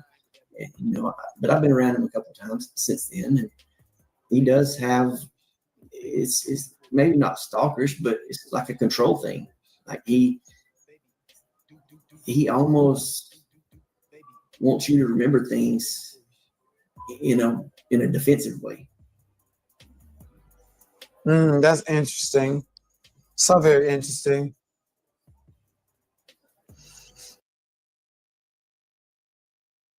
Get 2 breakfast sandwiches for $6 Yeah, because like Jaguar Rice say, Diddy likes to play mind games. at Tim Hortons. He likes to weaponize the fact that people are starstruck and they're willing to not even. He's able to almost like have them shut down all of their abilities to critically think and just be willing to do whatever because they worship him in a sense. And so why now? Why after all of the lawsuits and after all of this time, you decide to file a lawsuit suddenly? And we see the photos here that obviously put you in a position and a place with Diddy. Why now? Why not before? Well, for one thing, just to be completely upfront, clear, and honest with everyone, I literally just got out of federal prison a little over a month ago. So to have an opportunity to do that, you see, I filed this myself. I didn't do it any law firm or anything else. I filed it under my name with my information, but I didn't have the opportunity to do this while I was incarcerated.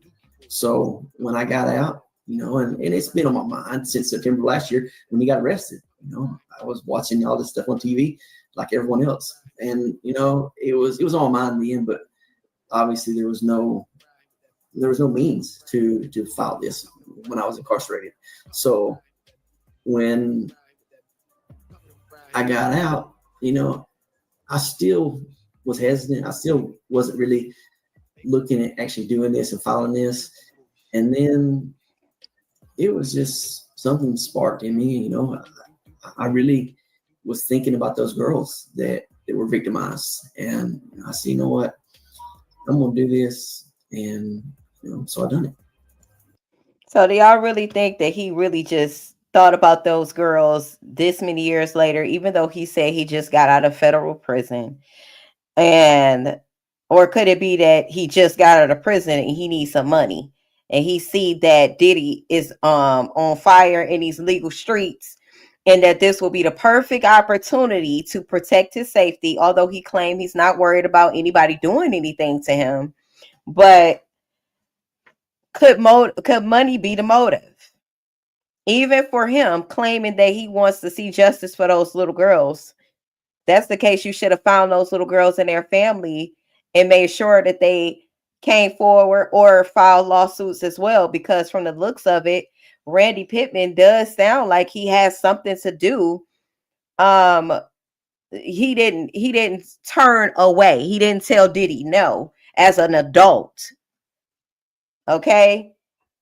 He pretty much enticed those girls to go with him as well, because if Farnsworth Bentley was telling Randy, hey, we want them girls right there, we want them girls right there, of course he had to pretty much persuade them to go with Diddy and, you know, make it seem like they're finna go have a good time, not knowing that they was going to a freak off.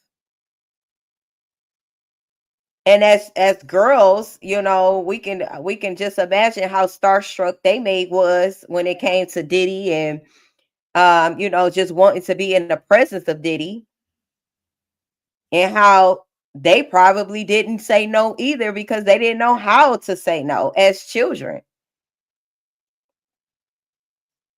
You say in 2003 you knew about Puff. Yeah, it's not making sense. It sounds like money is the motive here. Sound like they all want money. You say because that's what the modeling world is. Brooke Shields was a Euro playboy at 10, 11, nude in a bath. I was also just looking into SNL and Star Search. Anybody that was a so-called star connected to Star Search, that's also a recruiting service, according to some people that actually was a part of that secret society. So a lot of these modeling agencies are definitely recruiting children and then pretty much threatening their families that, you know, we're going to harm your family if you don't stay in this agency or connected with this agency. Angie says, yep, money is the scam or money is the motive. Yep. Nope, money scam. And you say in 2003, you knew about Puff.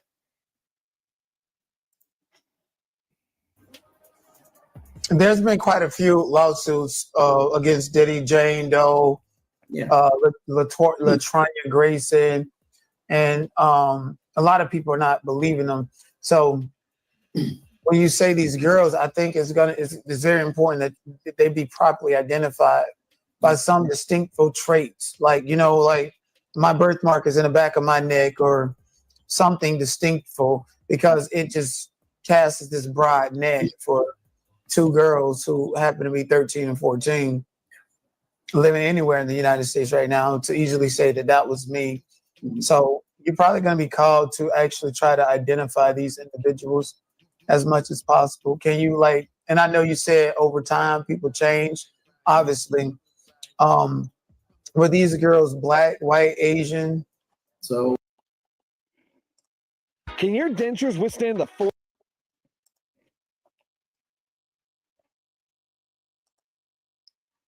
I just got a problem with everybody that was connected to Diddy. All of them failed these children and women, period. And men, apparently. So one girl was white and one girl was biracial. In Atlanta, Georgia. Mm-hmm. And when he said that they pretty much SA'd him, to me, you know, as most victims who suffer from SA, you can pretty much see it in their face. I don't know. Randy don't really give me victim vibes. And I don't want to be the one to victimize or, you know, blame the victim, because I'm not saying that he's not a victim. I'm not saying that he is. I'm just saying that I hope what he's saying is true. That's what I'm saying. I hope what Randy's saying is true. And that he can really prove it. The pictures with Gene Deal in it and Puffy and him with Farnsworth Bentley and all of them. Okay, cool. That does state that y'all was together that day. However, were you willing to give up the pussy to get money? Is the question that should have been asked to Randy. He did not give me the impersonation or the thought that he was victimized. He didn't say that they forced him, held him at gunpoint. I didn't hear any of that. Maybe it'll come out in the lawsuit if it ever goes any further. I don't It's know. interesting. So you filed the lawsuit yourself, and you're currently looking for an attorney. Well, I mean, I'm not really looking for one, but I'm certain that they're going to be reaching out to me now at this point. But you know, if they do, they do. I'm willing to talk to attorneys, but honestly, I don't need one. But I would entertain a conversation with one if they want to reach out to me. Absolutely. This is Randy, and I appreciate you, and I'm so sorry for what you went through. And I think it's important that like we get to the full scope. Like I just said earlier, if everyone says that you're an a-hole, chances are you're an a-hole. If everyone says the same thing about Diddy, chances are it has to be true. But then also we live in a culture in a society where so many people have different things, different perceptions. People like Jaguar Wright who conflate the truth, mix it up. But you have actual photos, so at least we know you have that like to substantiate. He gonna need more than photos for this to stand any amount of time in court. He's gonna need more than photos. So he better hope that them other two victims that he claimed, the minors that was there that night, come forward. That would be his best bet to win this case. Right? Like photos don't prove nothing. Your history and your victimhood, and I think it's important that you speak out about that, and so that we can see exactly who he is. And you said this was in 2003, correct? May 23rd, 2003, literally. What will really help him is if there was a police report filed at that time. This is why I encourage, look, if somebody assaults you, somebody do something to you, file a police report.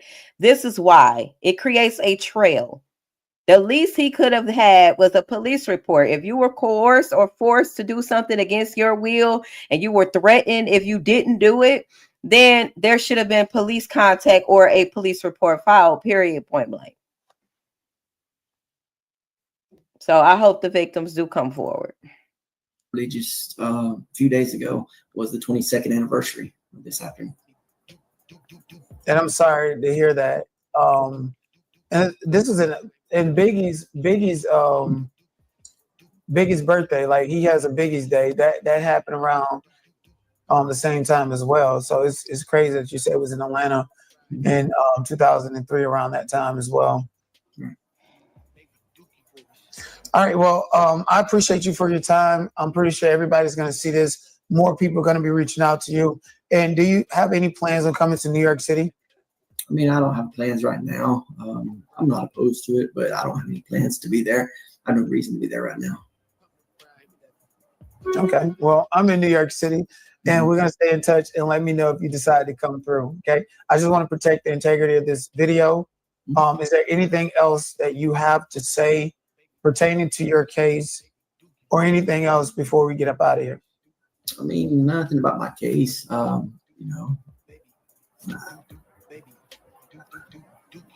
told you earlier, that I got some information about his case. Not really has anything to do with me, but in all honesty, all fairness, I reached out to his lawyers to try to, pass some information to them. Not trying to, I wouldn't want to, threaten them with, hey, I'm going to file a lawsuit. I'm trying to do nothing like that to this guy. He's got enough problems already. But, what I was telling you earlier about the information that, I just told you I just got out of federal prison. And so in 2023,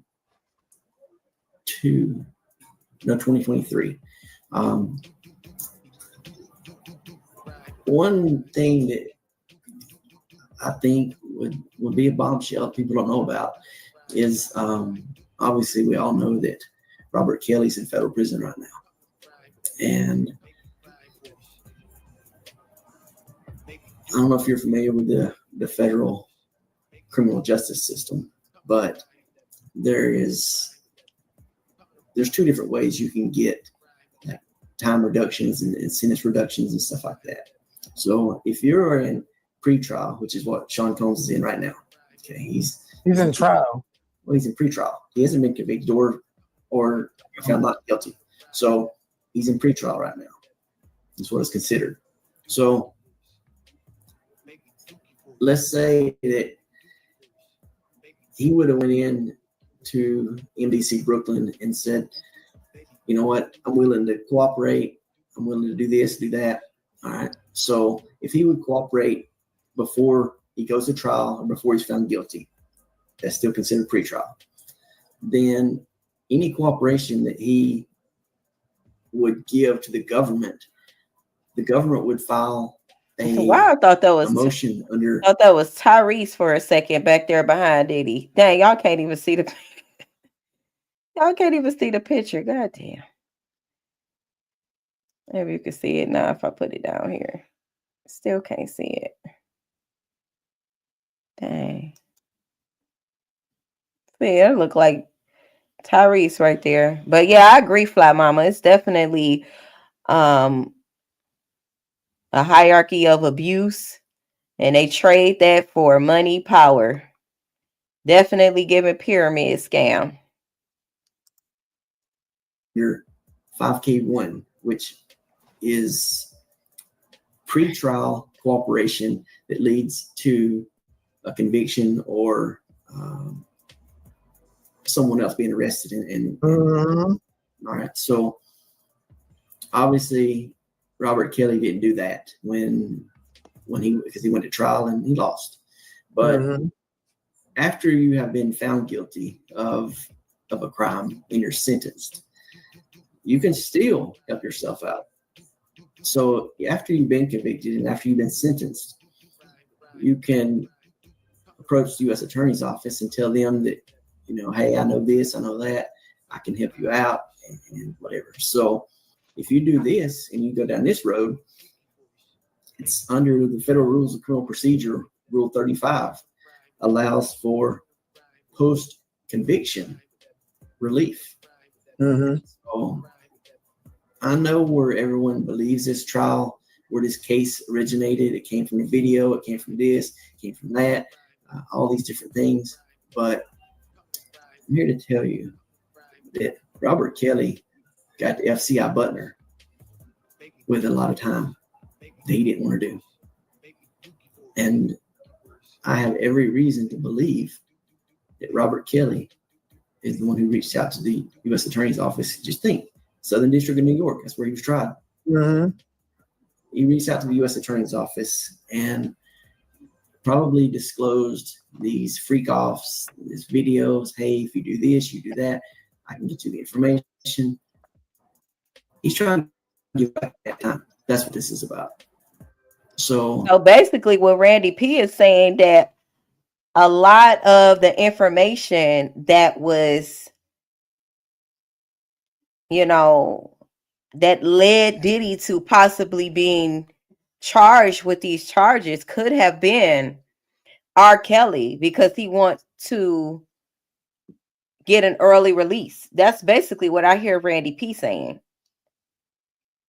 And we all know R. Kelly and Diddy was definitely given best friends, BFF. Let's not be so you're saying Diddy is in the situation because R. Kelly ratted him out pursuant to post-conviction. Correct. That's exactly right. Do you think Jay-Z, he has something to do with the Jane Doe coming against Jay-Z? And do you think Jay-Z is next? So I think that after Sean Combs has been tried on his case, I'm fairly certain he's going to be found guilty. All I can say is just look out, because if you had anything to do with these, I have a feeling that this is he's fixing to bring down a lot of people. Because one thing I know about Sean Combs, he's not going down by himself. No, he's not. You know, he plays that gangster role and this and that. And he ain't no gangster. But I'm just telling you the truth. Billionaires are not made for prison. They're not built for that shit. And so with that said, like a lot of people are speculating that maybe Diddy's gonna go down the Epstein route, to where like Epstein knew something. He was in the middle of trial and all this other stuff, and he just came up unalive. Many people suspect that it was an inside job, so he didn't rat people out. It may be, but here's my idea behind that. I think if they was gonna off Diddy, they would have been did that. But Diddy got so many people that he owe that they're probably going to protect him just because they want to get paid. They want their money. It's all about the money. It's all about the money. That's how I see it. If they was gonna kill unalive him, they would have did it by now. Sean Combs has already been in custody for 8 months. Anything that he knows or would help himself out in any way, you can believe his lawyers already know about it. So what good is it going to do you to bring harm to that man or to end his life at this point? Because if something were to happen to him now, you can believe his lawyers and his family is going to say this is exactly what happened. And they've already got the information. So there's nothing you can do to save it now. You can't hurt the guy. Interesting. And like when you think about that, I remember that the United States government took his notepad, and I was like, either they took his notepad to find out something, or Diddy has given up some information, and them taking his notepad would be the justification as to how they got the information from him. Because Diddy's really good with fabricating evidence. He even had his former assistant, he wanted David James to drive down and falsify a police report saying that the sheriff was the aggressor towards him. So he's really good at creating frivolous paper trails to paint the story how you want to paint it. So very interesting find there. Yeah. And I think when he does start to put on his defense, he's in the entertainment industry. Right. I believe that, what may be his saving grace and get him off of this case really is his ability to hire people to testify for him. He can hire actors. They can swear to tell the truth, but that's irrelevant. Justice, what's his name? Yeah. One of the guy in Texas a couple years ago. This is an associate justice of the United States Supreme Court, and he said at a conference for the American Bar Association that the only time that you will see the truth, the whole truth, and nothing but the truth, is after all attempts of violence, extortion, and threats have been exhausted. So that's just the truth. There's no such thing as the truth, the whole truth, and nothing but the truth. And so, if Diddy's lawyers do him right and do what they should, they're going to go in and they're going to put on their own show. You're not going to win arguing the facts. That's the truth. So you got to go in and make your own storyline, and he's pretty good at that, as you just said. Right. Right. So being as though Diddy is pretty good at that, and he do got some pull from even inside of the jail to the outside world, is there a possibility that Diddy may be able to prove that he was innocent, even though we know he's guilty?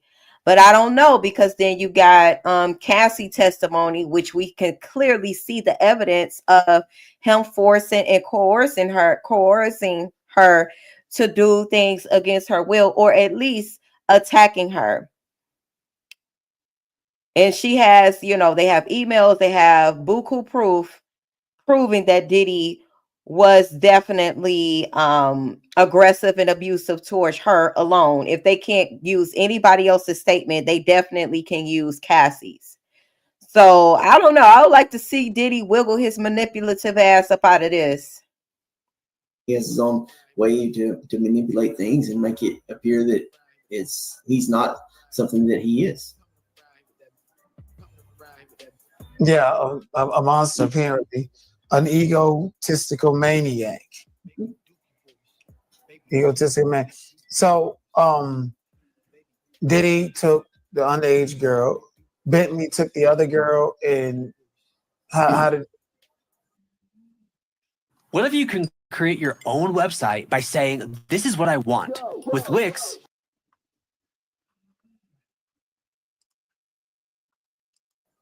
Just refresh me really quickly. Well, I mean, it was, it wasn't just those two that was involved in this. I just Who else there? So there was a total of 4 people in the room besides me and the girls. And why are you not naming the other 2 people? Because I don't know who they are.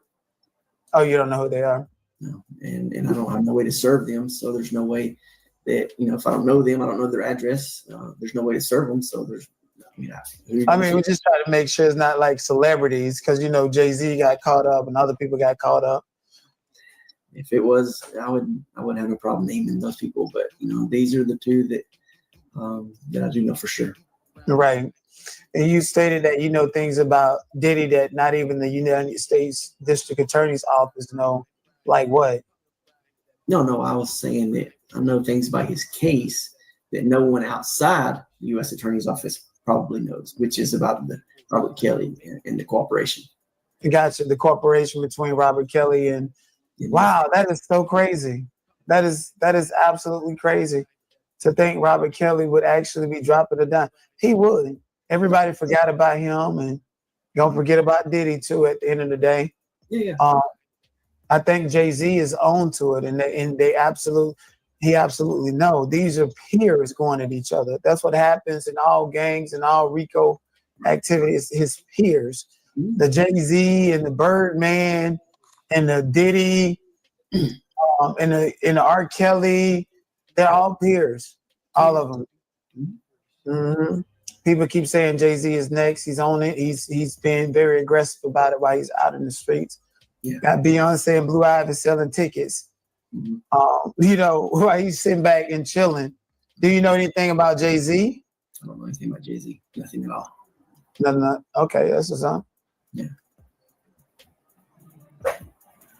Well, I appreciate you. Thank you so much for coming up to my show. We will talk more, and hopefully Well, I didn't hear him say anything about Gene Deal in this interview, so it's a possibility that maybe he told him some things behind the scene that left Donette or don't. I know I'll be saying his name wrong, but I think it's do not, I don't know.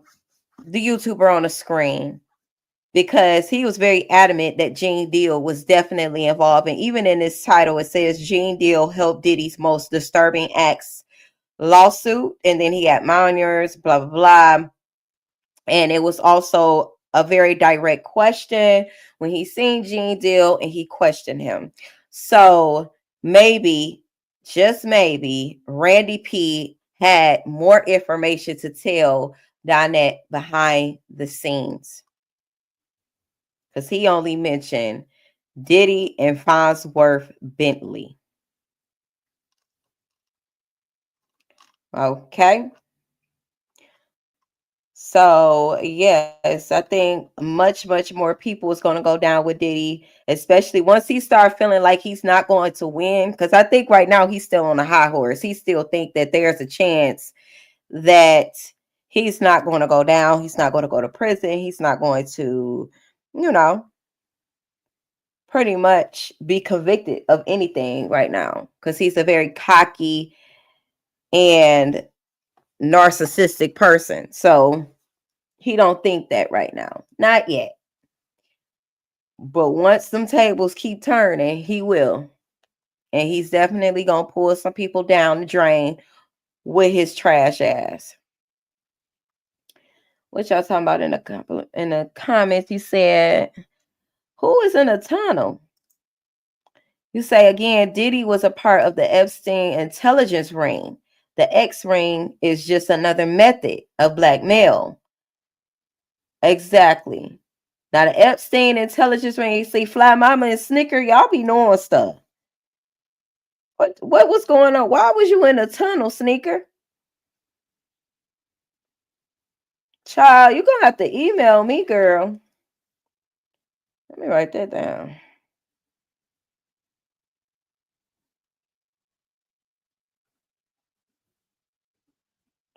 Okay, I might not know all of the secret societies that be going on, but I definitely know there are many secret societies and there are definitely underground tunnels. I do know that much, and a lot of it leads right to New York and Florida. I followed it. I followed the trail. I do know that much. In California, Detroit. That's why I don't put it past them. I'm not even gonna talk about that. We ain't talking about that right now. Yes. Okay, so I think that's pretty much all I got to do to dive into tonight. I'm gonna come back tomorrow or later on today, hopefully, and reconnect with you guys. You say I don't believe there is real money because everything they get is free. You know what? I was having that conversation with somebody the other day. The elites don't even use money. It's about power and control for them. That's their currency. The money is for the average citizens. That keeps the average citizen controlled and in a constant state of fear and survival. So the elites don't need money for real. It's about connections, who they know, power and control, ritualistic sacrifices, what they can do to rank up, right? That's all the Met Gala is. It's not about fashion. It's not about none of that in which the average person may think it's about. The Met Gala is not about that. It's about them ranking up, going to the next level in this ritualistic activities that Hollywood has going on. It has nothing to do with what they portray things to be. It's about who can gain the most power, who have done the most sacrifices, blood sacrifices, a lot of times, or just being, you know, abused to the point of losing all of your dignity and respect, selling your soul. That's what selling of the soul is. Selling of the soul is selling who you are, your respect, your sovereignty, your divinity, your light.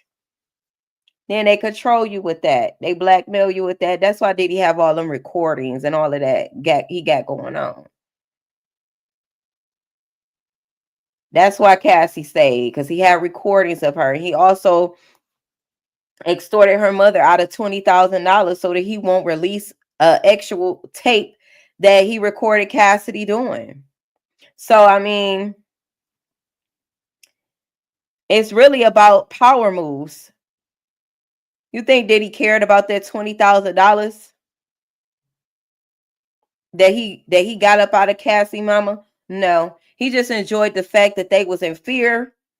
Cassie was in fear for her reputation.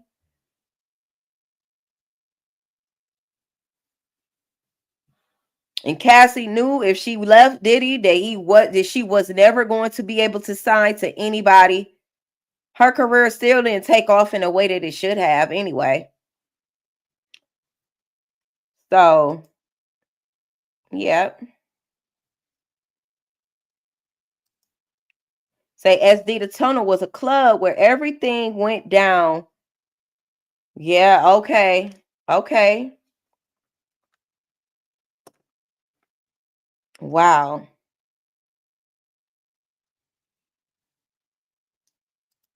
Fly Mama says, nope, not at all. I'm from Compton, but 94 moved to ATL for school. That's where I actually get in the house of Ebony through the people I ran with. But that's it, y'all. It's pretty much a wrap. Y'all have a great night. Shout out to the ones that catch this replay. Good morning, good evening, good night, whenever you catch it, okay? This transmission is definitely over. And like Shark Tank, y'all, I am out. I'm tired. And I'm going to go get me a night snack in the midst of all of this. And I'm going to go to bed. I don't think I missed no comments. Y'all have a beautiful day today.